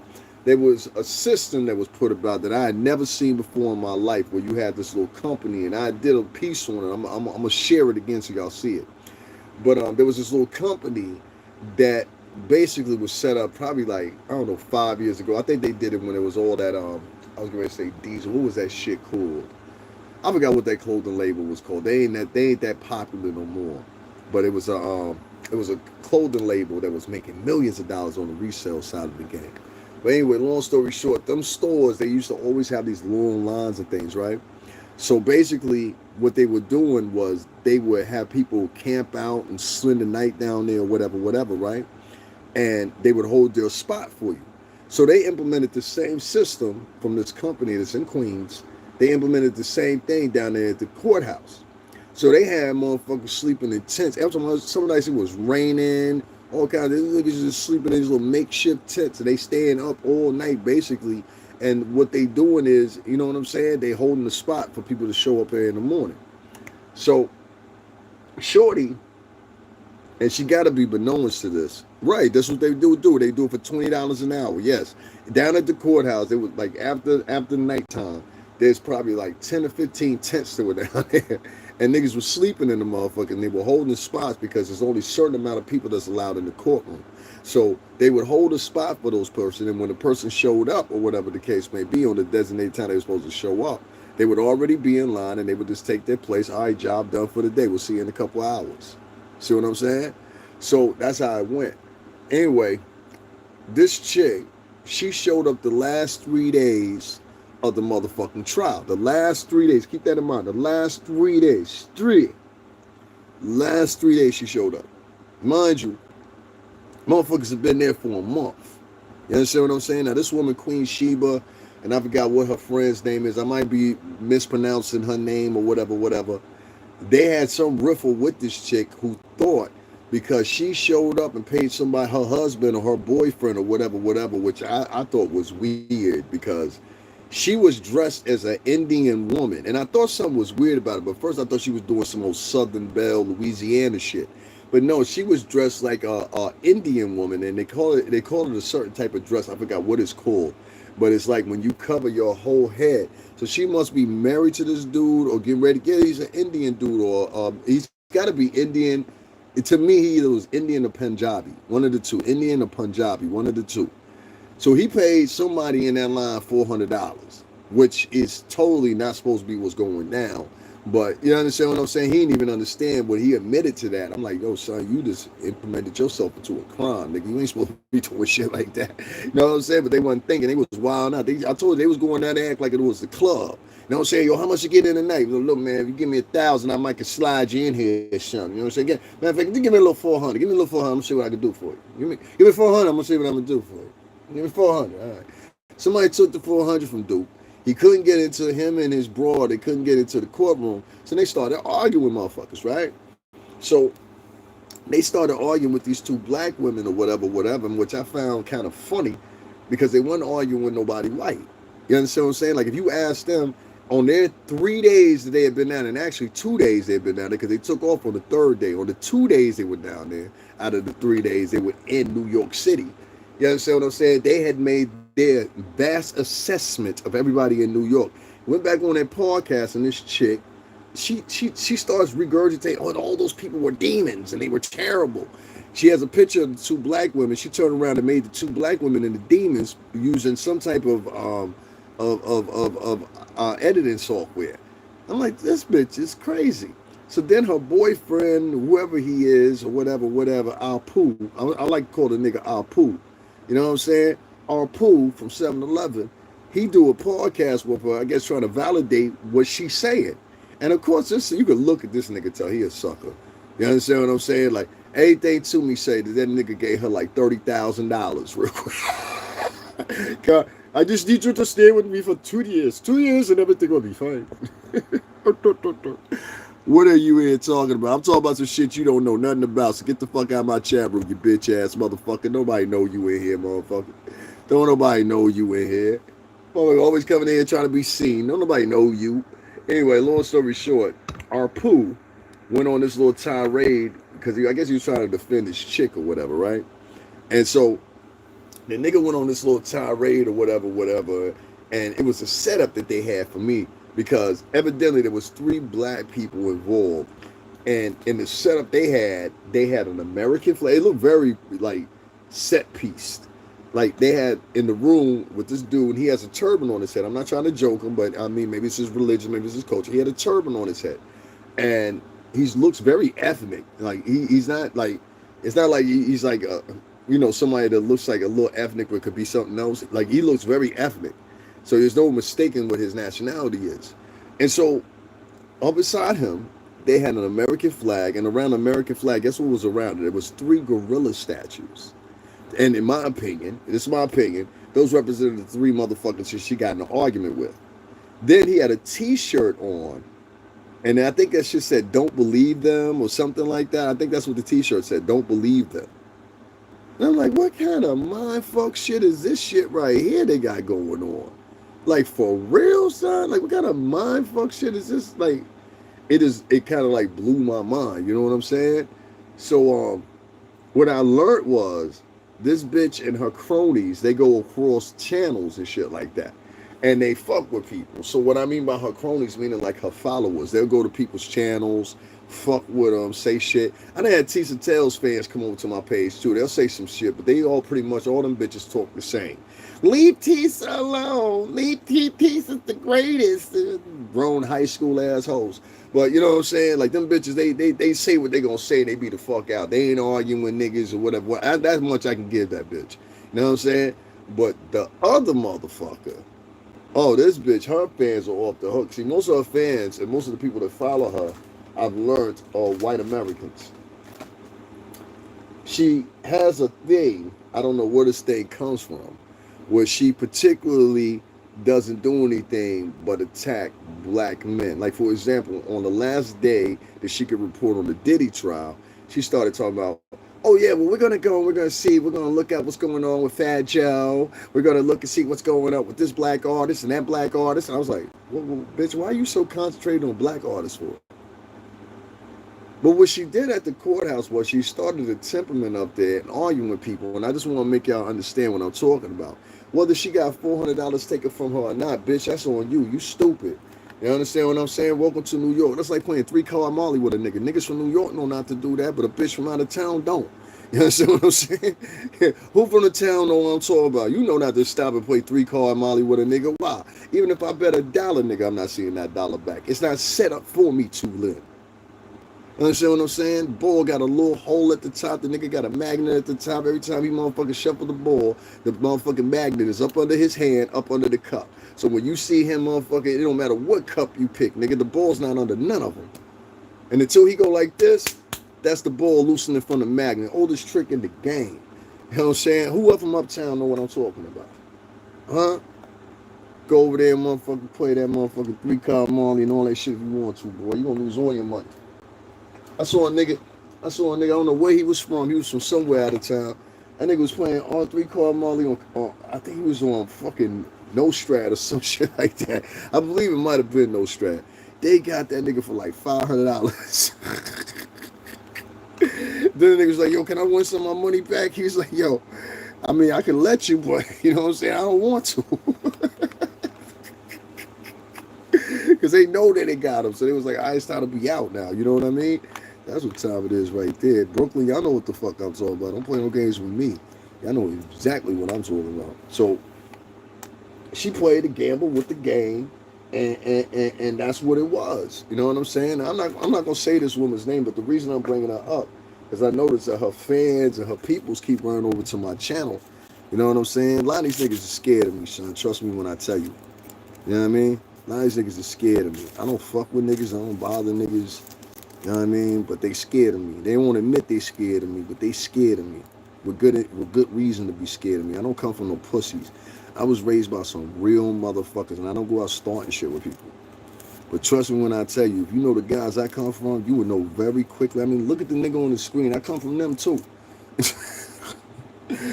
You do realize that, right? You know what I'm saying?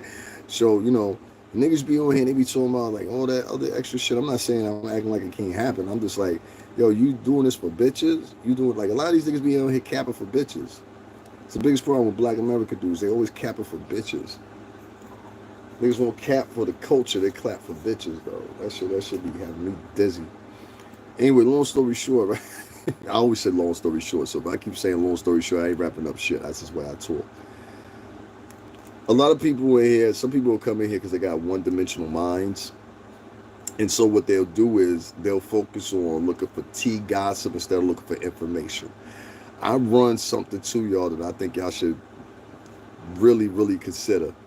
Start looking for people to give you information. And I'm not talking about information in a gossiping sense, but I'm talking about people to give you information in the sense that this is something you can learn from. Let's go back and listen to some of my lives when I say certain things, tell you certain things to look at. Like, even if you don't agree with me, you always have to deduce what might have something to faction to us. So, for example, I told y'all to go look at Rule 404, Rule 404B, Rule 412, and Rule 413 concerning the Diddy trial. Y'all say, oh, no, that nigga don't know what he talking about. Because he ain't sounding like he sound like with us. And if he ain't with us, he can't be right. That's how these niggas think, man. You know what I'm saying? Like one unilithic fucking puppet. You know what I'm saying? Like, that's the best way I can explain it. One uniform fucking puppet. And only the niggas that ain't with the puppet shit are the ones that get me. So if you a puppet, a muppet, or a sock clown, you ain't gonna get me. And I don't want you to get me. But put that same energy in these motherfucking white neo-Nazi groups and all these other groups that hate your motherfucking ass before you try to put your frustrations on another nigga. That's when the pussy shit start coming in. If you ain't online telling a nigga that's a Trump supporter, yo nigga, I'm gonna come over there and fuck you up, I'm gonna see you, da da da da da. Pussy nigga, you put no fear in my heart. First of all, let me get that across. Well, second deal is, you understand? It's just like, yo, if you watch niggas online nowadays, you'll pay attention and get real quick what I'm talking about. Niggas is real quick to bash their own, but won't bash nobody of any opposite direction. Unless they just, and what I mean by that is they won't directly attack a nigga. they'll like a white dude or somebody else. They'll take that tongue on cheek and shit like pussies. Like I don't be, and that's why I differentiate with a lot of black people on that shit right there. Like you ain't talking about no white people like that. Like I stopped a nigga one day when I walked past him. And nigga was surprised I stopped. Like I walked past the nigga, right? Like real talk, listen to me. And the nigga let 3 white people walk in front of him. And mind you, this is mostly a black neighborhood I was walking through. At the very least, Jamaican. And the nigga had all the stairs and everything like that. That's why I even cross the street when I see black dudes, because a lot of them are feminine as fuck and they like have issues. And yes, I said that. They have issues with their masculinity heavily. Like I didn't notice it at first, and I didn't notice what a lot of these women are talking about. But now I'm listening to some of these women. And Spanish dudes are like this too. Don't get it fucked up. Latino dudes are like this too. Like a lot of them are very fucking emotional, and because they didn't grow up with a dad in many cases, because y'all get so confused and think that all Latin grow up with their dad. No, the fuck they don't. And so a lot of Latinos are raised by bitches too. Yes, you are, nigga. Fuck up. So anyway, you know how many fucking single Latina mamas I know? Get the fuck out of here. So I can take you to 3 of them right now. Nori, what's going on, girl? That's my homegirl though. But she be ready to flip for me. What the fuck you mean, single moms, nigga? I already know when I get over there. What the fuck you mean? I ain't talking about you, Nori. I ain't talking about you. Shut the fuck up. You know what I'm saying? That's my homegirl right there. I love that bitch to death. She loved me just as much. That's what I'm trying to tell you. This bitch is had to love me, dog. For real. Yo, because I know her. As soon as I go over to the Bronx, some goddamn where that bitch goes, she gonna see me, and it's always out of nowhere. She one of the people that, I don't know if y'all know people like this. You be sitting there talking to a group of people and shit or whatever, and you be like, yo, I hope that motherfucker don't come out here. 3-4 hours pass by, you don't see the motherfucker, and then all of a sudden, hey! I'm like, oh shit. Like, she's one of them people. You know what I'm saying? But we love her to death. We love her to death. But who don't let that bitch drink? Oh my God. Oh God. And see, I can talk with them like that. You know what I'm saying? I'd be like, yo, this bitch is crazy. Like, most of my homegirls, I can talk with them like that. I'd be like, yo, this bitch crazy. They'd be like, yo, I'll be like, yo, this bitch did this bitch did that, whatever, whatever. And they'd be like right back at me, yo, this nigga, this nigga, this nigga. You know what I'm saying? Like, every other word come out. Like, that's just how we talk. You get these motherfuckers from Oklahoma and Texas and Kansas City and shit coming up my chat room. You ain't got to talk like that now. The good Lord said you should talk. Like the good Lord said I shouldn't be gossiping either. Y'all motherfuckers going to do nothing but follow niggas and gossip. Fuck. Yeah, hypocrite motherfucker. It'd be so many hypocrites on this bitch. It'd be pathetic. Niggas be like, look, I'm going to talk about whoever the fuck I want to talk about negatively, but don't you dare talk about me. It be niggas on. That's why I don't never. You notice I don't never talk negative about nobody unless you say something about me, or if I say something about you and I'm speaking about you because of a fact.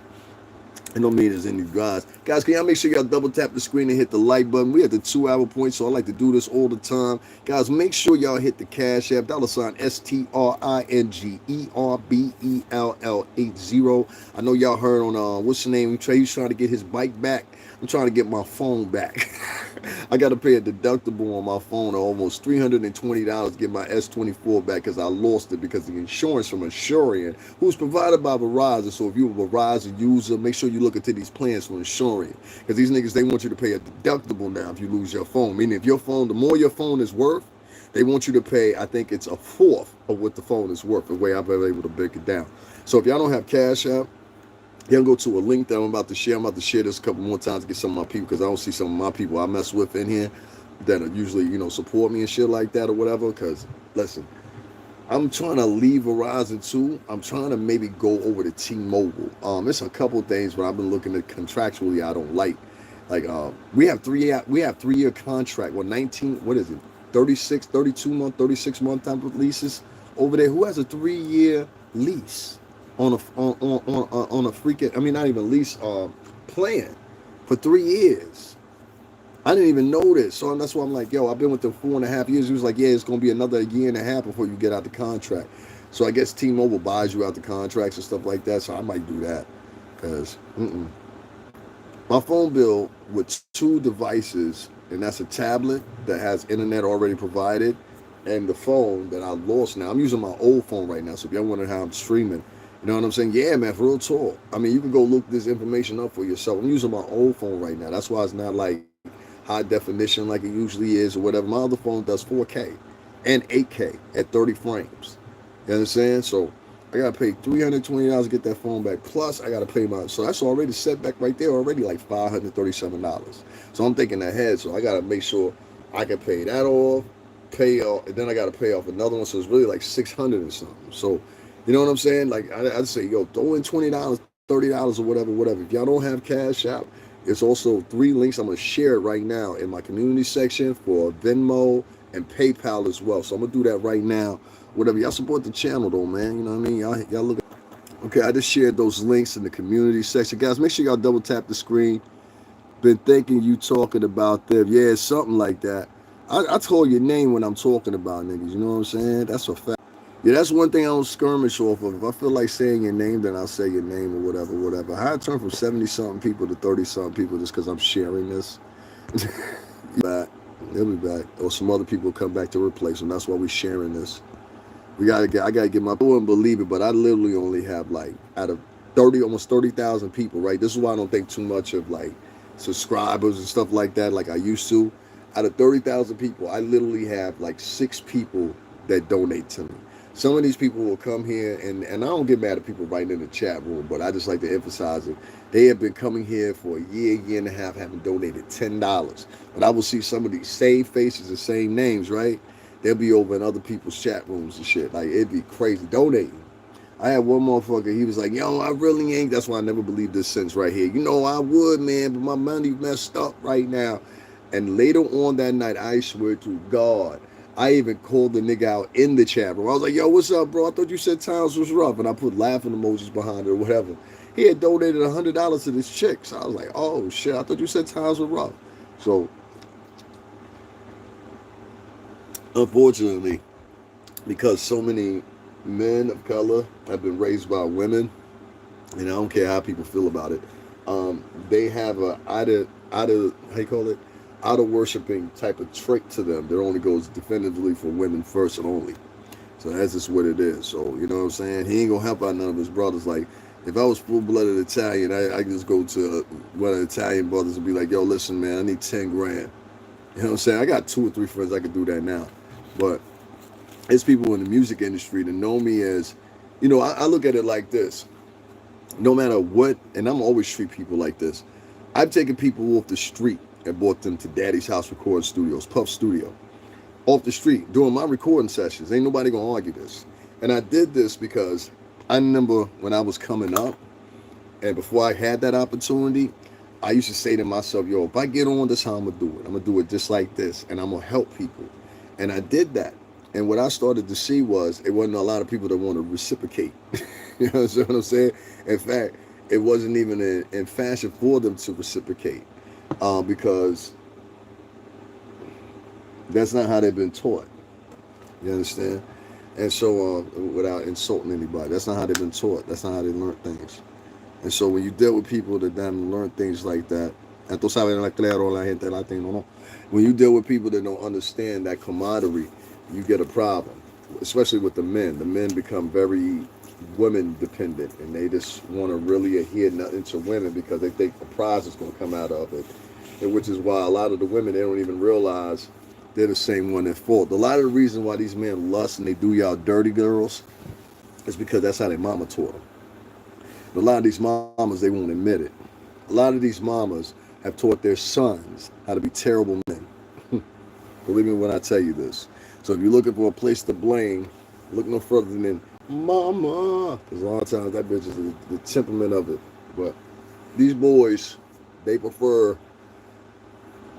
in this culture, which is seemingly not a tribalistic culture, it's more of a soulless culture.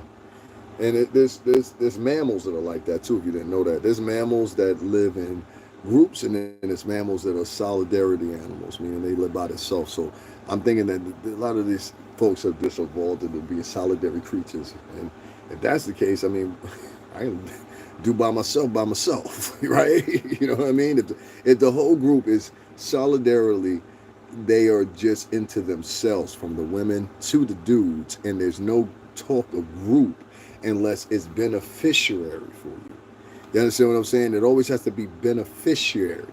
You understand what I'm saying? Like before they even sit with you and have a conversation or do the fake smiles. Of course you're right. That's why I don't do that shit with people. Like a lot of people was down there at that courthouse, and I've known this for 17 years being in the music industry. Can y'all please double tap the screen and hit the like button? I'm sorry you're so offended that y'all can't hit the like button. Really? That's some cold-blooded shit right there, boy.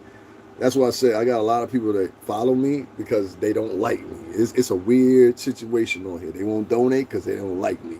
They won't subscribe because they don't like me. So you basically got, see when I just said that, I said, can you hit the like button? 17 people dropped out because I said, can you hit the like button? That's how they be on here. So it's very hard as a man to make money on here outside of Google. That's why I said this whole live thing. I'm doing this weekend just to see where it go. After this weekend, I like it's gonna be just like this past week. I didn't go live all this week and won't. Like I'm wasting my time. You know what I'm saying? It ain't begging you or nothing like that. I'm just like, damn, son, why everybody else get donated to and they say less than I do, have less insight. Oh, that's hating. I got you. Okay, guys, what I'm going to do is, since y'all don't respect me, y'all going to have to get the other version of this. So I'm going to smoke me a cigarette. That is for sure. Give me a second. Niggas is here. What you talking about? I don't understand. Some nigga, what you talking about? You know I live in Oklahoma. I don't understand that stuff out here in Oklahoma. Out here in Oklahoma, we just go get the cows, come on to the crib. You got big niggas hit the like button. Why you subscribe to somebody you don't like? That is the weirdest shit I've ever seen in my life. You can't hit the like button, you don't like me. They hate that deep, huh? They hate that deep. Nigga said, yo, I don't like that nigga, but I'm gonna subscribe to him. Other niggas in here drawing. I know you. You don't know me, nigga. I don't know you either.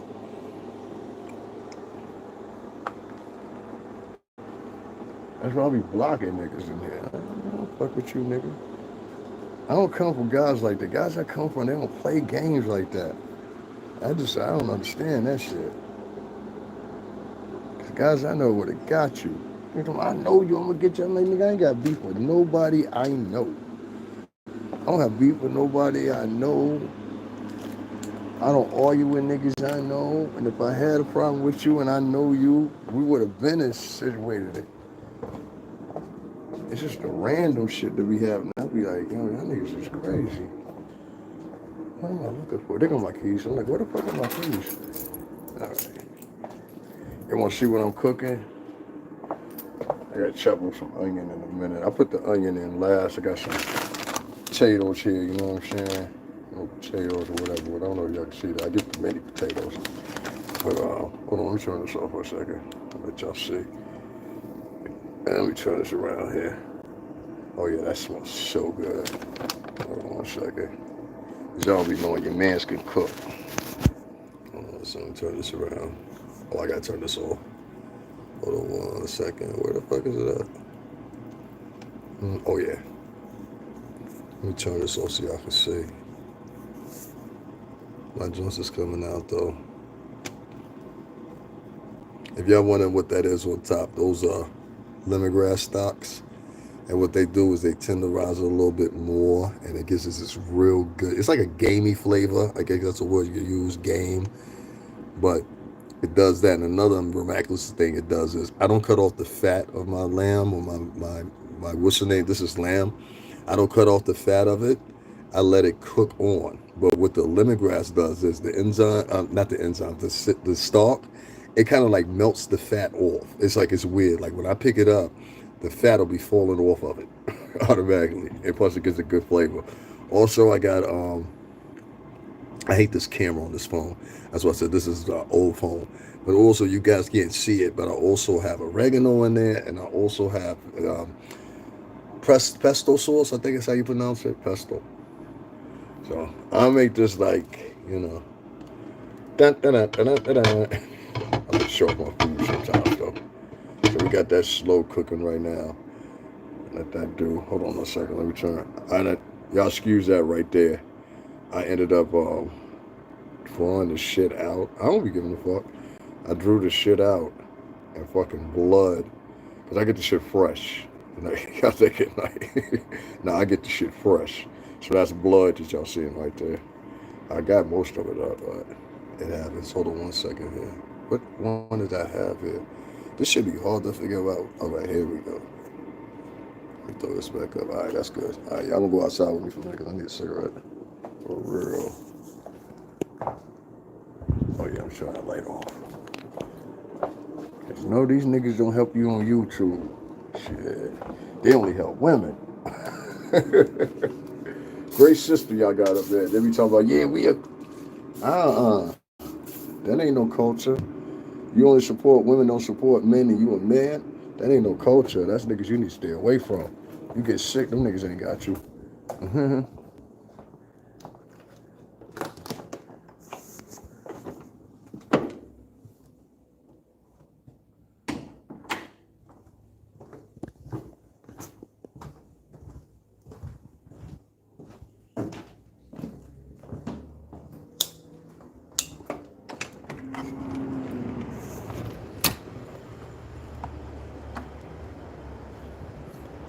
Let's come outside for a second.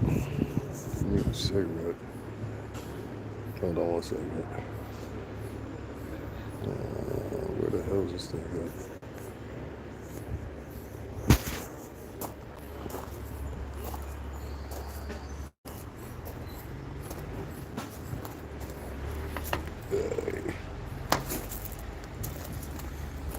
Oh, that ain't gonna work.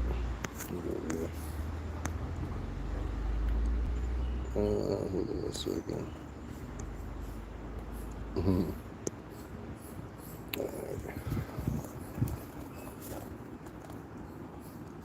Okay, no shit, real quick. Y'all see me? Y'all can see me, right? I don't know if y'all can't see me on the camera. If y'all want to take a little break or whatever, I'll be back with y'all in a minute, but I need to me a cigarette. I was like, I've been there with y'all for 2 hours and 30 minutes. I need this break. Yeah, they do. They think I be talking about them since Twin Wow. Real talk. I appreciate Twin Wow. Twin Wow, make sure you hit up the Cash App if you're still here. Support the channel. Species Trader said, let the verbal oil floweth. Verbal oil, I like that one. Twin Wow been real engaged. Shout out to him. I'm just reading comments. I see a lot of comments in here. What did this person say? I know you, nickel. Big hedgehog neighborhood. Okay. I hate when somebody reply to me like that. I know you, nickel.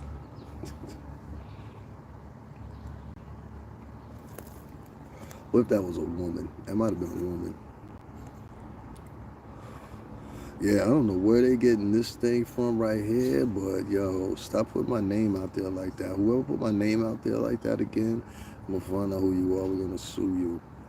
You can't put people's name out there like that, no false stuff like that. That's crazy. Like, they did the same thing with Puff, like this trying to throw fake stuff. If he did so, he did so. If he ain't doing nothing, like, you can't be doing that. That's crazy. What's going on? Hey, what's up, bud? Not much, man. I'm smoking a cigarette right now outside, so give me a few minutes. I'm gonna be back with the little diatribe y'all want to take off or whatever y'all can. I want to continue this on for like another hour or so. Then I gotta go, cause I still gotta enjoy my summer. It don't stay warm up here very long, so if you can get it in, you get it in. You know what I mean? For real. Y'all tell me some suggestions of anything, any topics y'all want me to cover or whatever. I'm gonna cover Moline, Comey, and her getting her fired. She had a response. I'm gonna talk about that, and I'm gonna talk about a couple other things too. But give me a moment. I've been on here for 2.5 hours, so let me take me a little break. Come outside and enjoy some air, because if you vlog like we do, oh my God, that's all we do is sit up here and edit videos, talk to you guys.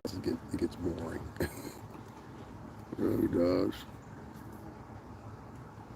Let me check it out.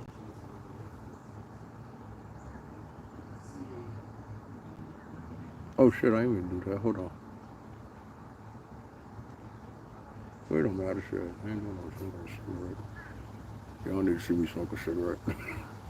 Some people get offended by that. They're like, oh my God, he's smoking. I don't know what that means. There we go. We'll talk about it here. Yeah, guys, make sure y'all hit up the cash app, man. $STRINGERBELL80. Double tap the screen, hit the like button. I'll be back with you in a minute. Like I said, I'm gonna smoke a cigarette real quick. Ain't no way I could go another 2 hours without smoking a cigarette. I'm smoking a clip and a whole one. I probably smoke a third one too. That way I can keep going with y'all for a little bit. Let me see something. We should go take your next trip.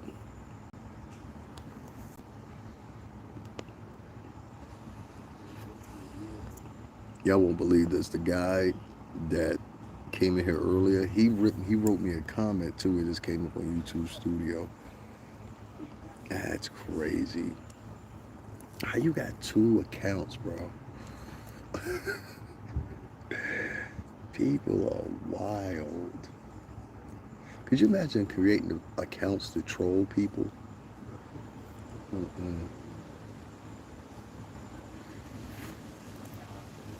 People actually do that. Somebody said they wanted to see where I'm at. I see it. They got hid. Where the fuck you at, nigga? You can't write cuss words in here. Yeah, I'll show you. I'm in my backyard. Yeah. See?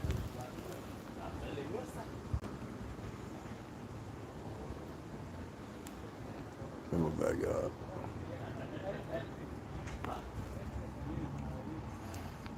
Oh, nosy ass motherfucker. Y'all so nosy.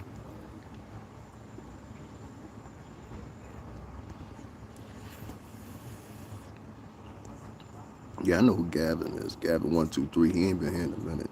Gavin, you gotta give me a second, man. I'm taking a break. I've been on here talking for like 2.5 hours. I didn't even realize it. I gotta do an extra long one today. We're gonna do it a different way today. Yeah, make sure y'all double tap the screen, hit the like button, please. I appreciate it.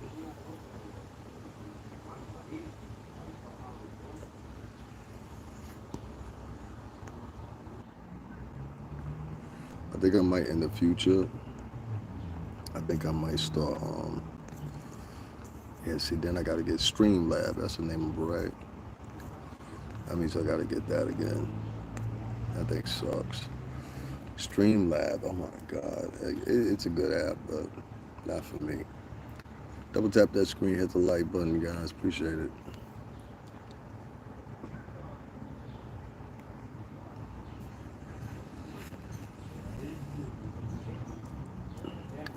That means there's 40 people in here that don't like me.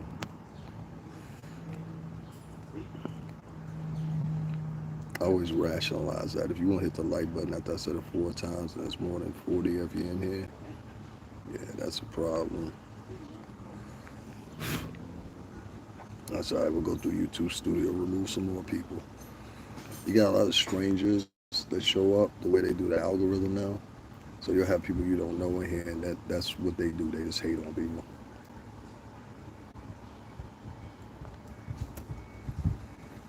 So they won't say anything, get chat or anything else. Don't judge people. I went to, what was it? I think it was Tuesday. I went to this girl's podcast. It was the same thing. She just showed up in my feed. And I thought it was weird as hell. I ain't gonna lie. I thought it was weird. It was this black girl. She was kind of like alternative. I guess that's the best way to put it. She was like alternative, but she was cool though. She was very smart. She had baby dolls. Baby dolls. And these were not normal baby dolls. These were baby dolls. Like I was just flipping through and this just came up. These were baby dolls that looked lifelike, if y'all know what I'm talking about. And I mean, when I say lifelike, I mean, they look, forget Annabelle, any of that shit. These things look real. Like, it looked like a real kid. And I think that's what people were fascinated by, because she had like 300 people in the chat room. I was like, oh, okay, let me check it out. And then I was like, yo, what the mental health is going on here? I wrote that in the chat room. I should have never wrote it. And the way she responded was so dignified and so nice. She was like, I don't mean to do anything. I was like, man, I shouldn't have said that. And I apologized to her. And she read my apology. She was like, oh, no, no need for apology. I know a lot of people, they watch us, they don't know what's going on.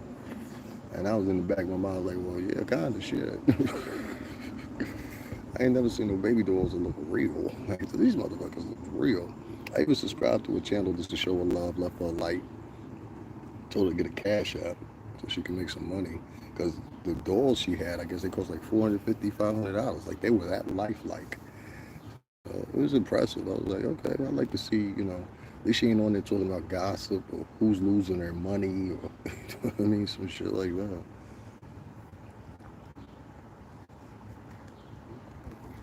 But if she's watching, though, I just want to give her a shout. I wanted to give her a shout. She was nice. She was like, no, I didn't mean it like that. I said, man, I felt sorry when I said that. I felt, you know what I mean? Like, because, on this app, we be going at it. Fuck you too, motherfucker. You know what? So that was a nice experience. Shout out to her. She's a young girl, too. She not that young. She's probably like 29, 28, something like that.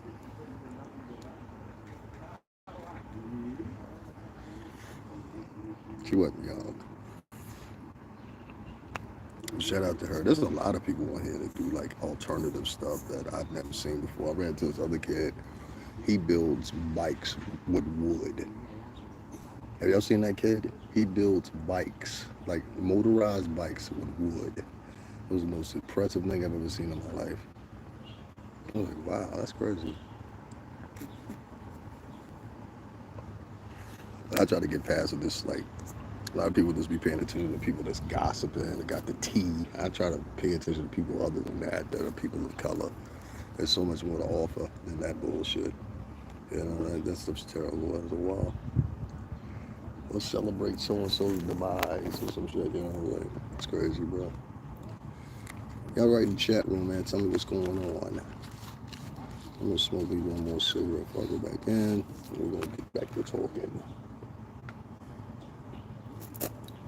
I had to take me a break, though. I've been live for like 2.5 hours, y'all don't know. The whole time. I think I do this thing, too. I don't smoke in my apartment, right? I got 1 or 2 neighbors with kids and stuff, so I don't smoke in the apartment. I don't want their lungs to get fucked up. First time I smoked a cigarette, I was like 14 years old. I ain't never stopped. Shout out to my sister, But yeah, man. So I don't smoke in my apartment. If y'all wondering, people was like, yeah, why you don't smoke? I'm like, nah, I don't smoke in my apartment. Plus, it like, y'all could, but it gets like this yellow shit on the wall. That shit is nasty work. Like, trust me. You have to use aspartame to get it off. It's so thick. It's like chemical sludge. It's disgusting.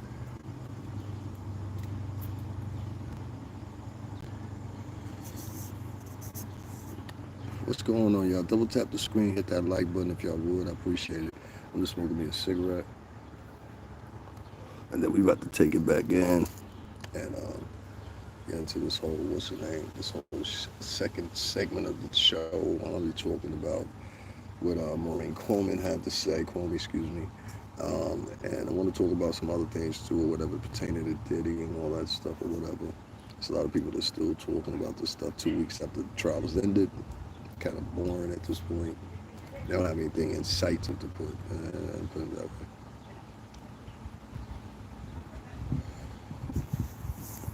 way. Shout out to Amon Wiggins. I saw him talking to Nikki the other night. Well, good for you. Good for you. Nikki, you need to chill though, Queens. You wild. Nikki old school tri-state. She was like, and bitch, what? She went off on Scissor. Y'all see that? I got it on my page. She went off on Scissor. It's like, leave SZA alone. She's like, I don't know if you fat, skinny, chubby. Yeah, I hear the audio. It's on my page. I'm gonna share it again in a minute. That shit was hilarious. She was like, I don't know if you fat, skinny, plump. I was like, damn. If y'all don't know, I'm gonna tell y'all a secret. So when SZA first started out, I'm gonna see if I can find a video. She has this video where she's like in a river. It was a beautiful video. She was in a river, and she comes up out the water. It's very different than what she does right now. And so she looked, to me, she was better looking then. Like, the music that SZA used to do was like really good. I'm talking about, this is before she got with TDE and Kendrick and all them. She almost like reminded you kind of like a Jill Scott. That's kind of like I could say. And as soon as she got with the record label, she started losing weight. Her style changed. She used to be like one of those euphoric, flowery type of people SZA was. And she was chunky. She wasn't fat, but she was chunky. I mean, I like chunky women. Ain't nothing wrong with a chunky chick. Ain't nothing wrong with a chunky chick. You know what I'm saying? Chunky chick can be cool. You know what I'm saying? Chubby chick can be cool too. You know, sometimes I like my chick come out, show a little ass. You know what I'm saying? I don't know what I'm working with. Y'all crazy at the chat. But yeah, man, she was different looking, definitely. Even aesthetically, she looked different. But one thing I don't remember her having was freckles. I don't remember her having freckles. And I think what's her name is the one that said she drew her freckles on. I was like, yo, that's a deep. I ain't never heard nobody say that you drew your freckles. That's dirty work right there. But the audio is available. I saw the thing with Troy Ave. They're trying to say Troy Ave. Got that up on my page too. They try to say Troy Ave. Shout out to BSB. They tried to say Troy Ave's situation was fake and it was staged. I don't know how you can stage that. You know, for what? You don't even need. He doesn't even need to do that. He doesn't. Troy makes off pretty well. So I don't think it was staged. Plus, if you know anything about him and Taxstone relationship and what happened between them, you would know right off the bat. He went to trial for some stuff like that. Troy I did for a very long time, for like a year and some change. So I don't think that's fake. That's Troy. That's East New York. That's how they get down. You know, Troy Ave got his name from exactly where he from, Troy Avenue. So shout out to Troy Ave, man. Big man things going on, you see it? Big man things going on. You can't deal with it. Shout out to him, man. But yeah, that video is also available. You guys can go watch that. There was another one I put up. I think I'm gonna re-edit that. So I put that on Profit. It was about the Tupac thing. I'm gonna re-edit that for y'all though. So, because I got something to add to that. So I'm gonna do a little commentary. So I have that up by the end of the day. I gotta do my little daily edits here. Hey, that's time consuming like hell, but it's gotta be done. It's gotta be done. Y'all make sure you double tap that screen, hit the like button. There was one other thing too I want to talk about, like little mini conversations. I call them mini conversations because there ain't much to divulge on them. It was a video that I seen. Yeah, I'm gonna put that up for y'all. There was a girl in Queens, New York that was attacked. And I found it kind of disturbing. I don't know if y'all heard about it or seen the video.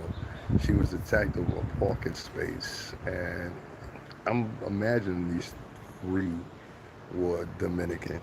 It was a Dominican man and a Dominican female transvestite, however you want to call it. And they started beating the girl. She hadn't thrown one punch. And I was like, well, it was a chick, because it was a chick amongst them. And I finally found out that was the mother. And the mother's pretty young. The mother's got to be like early 40s.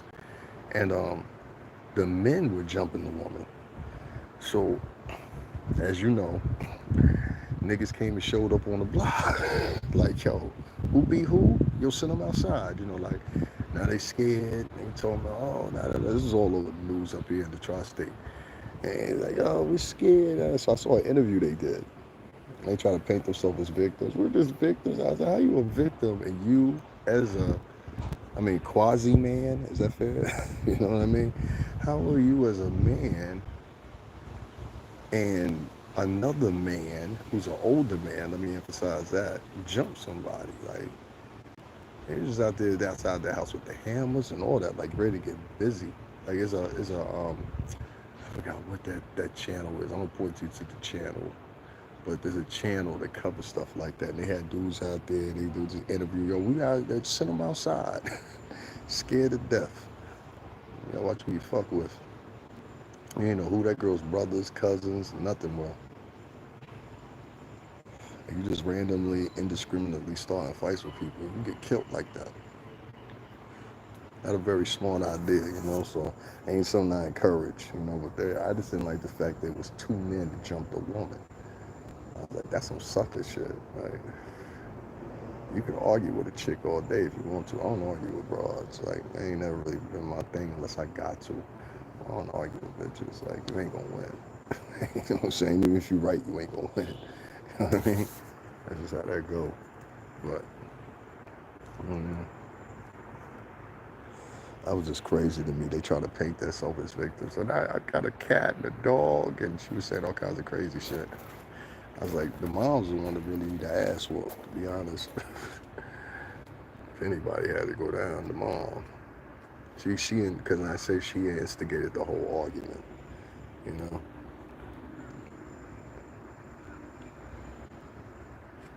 I just felt a kind of way with two men jumping a woman. I said, you a coward. Hold on one second, y'all.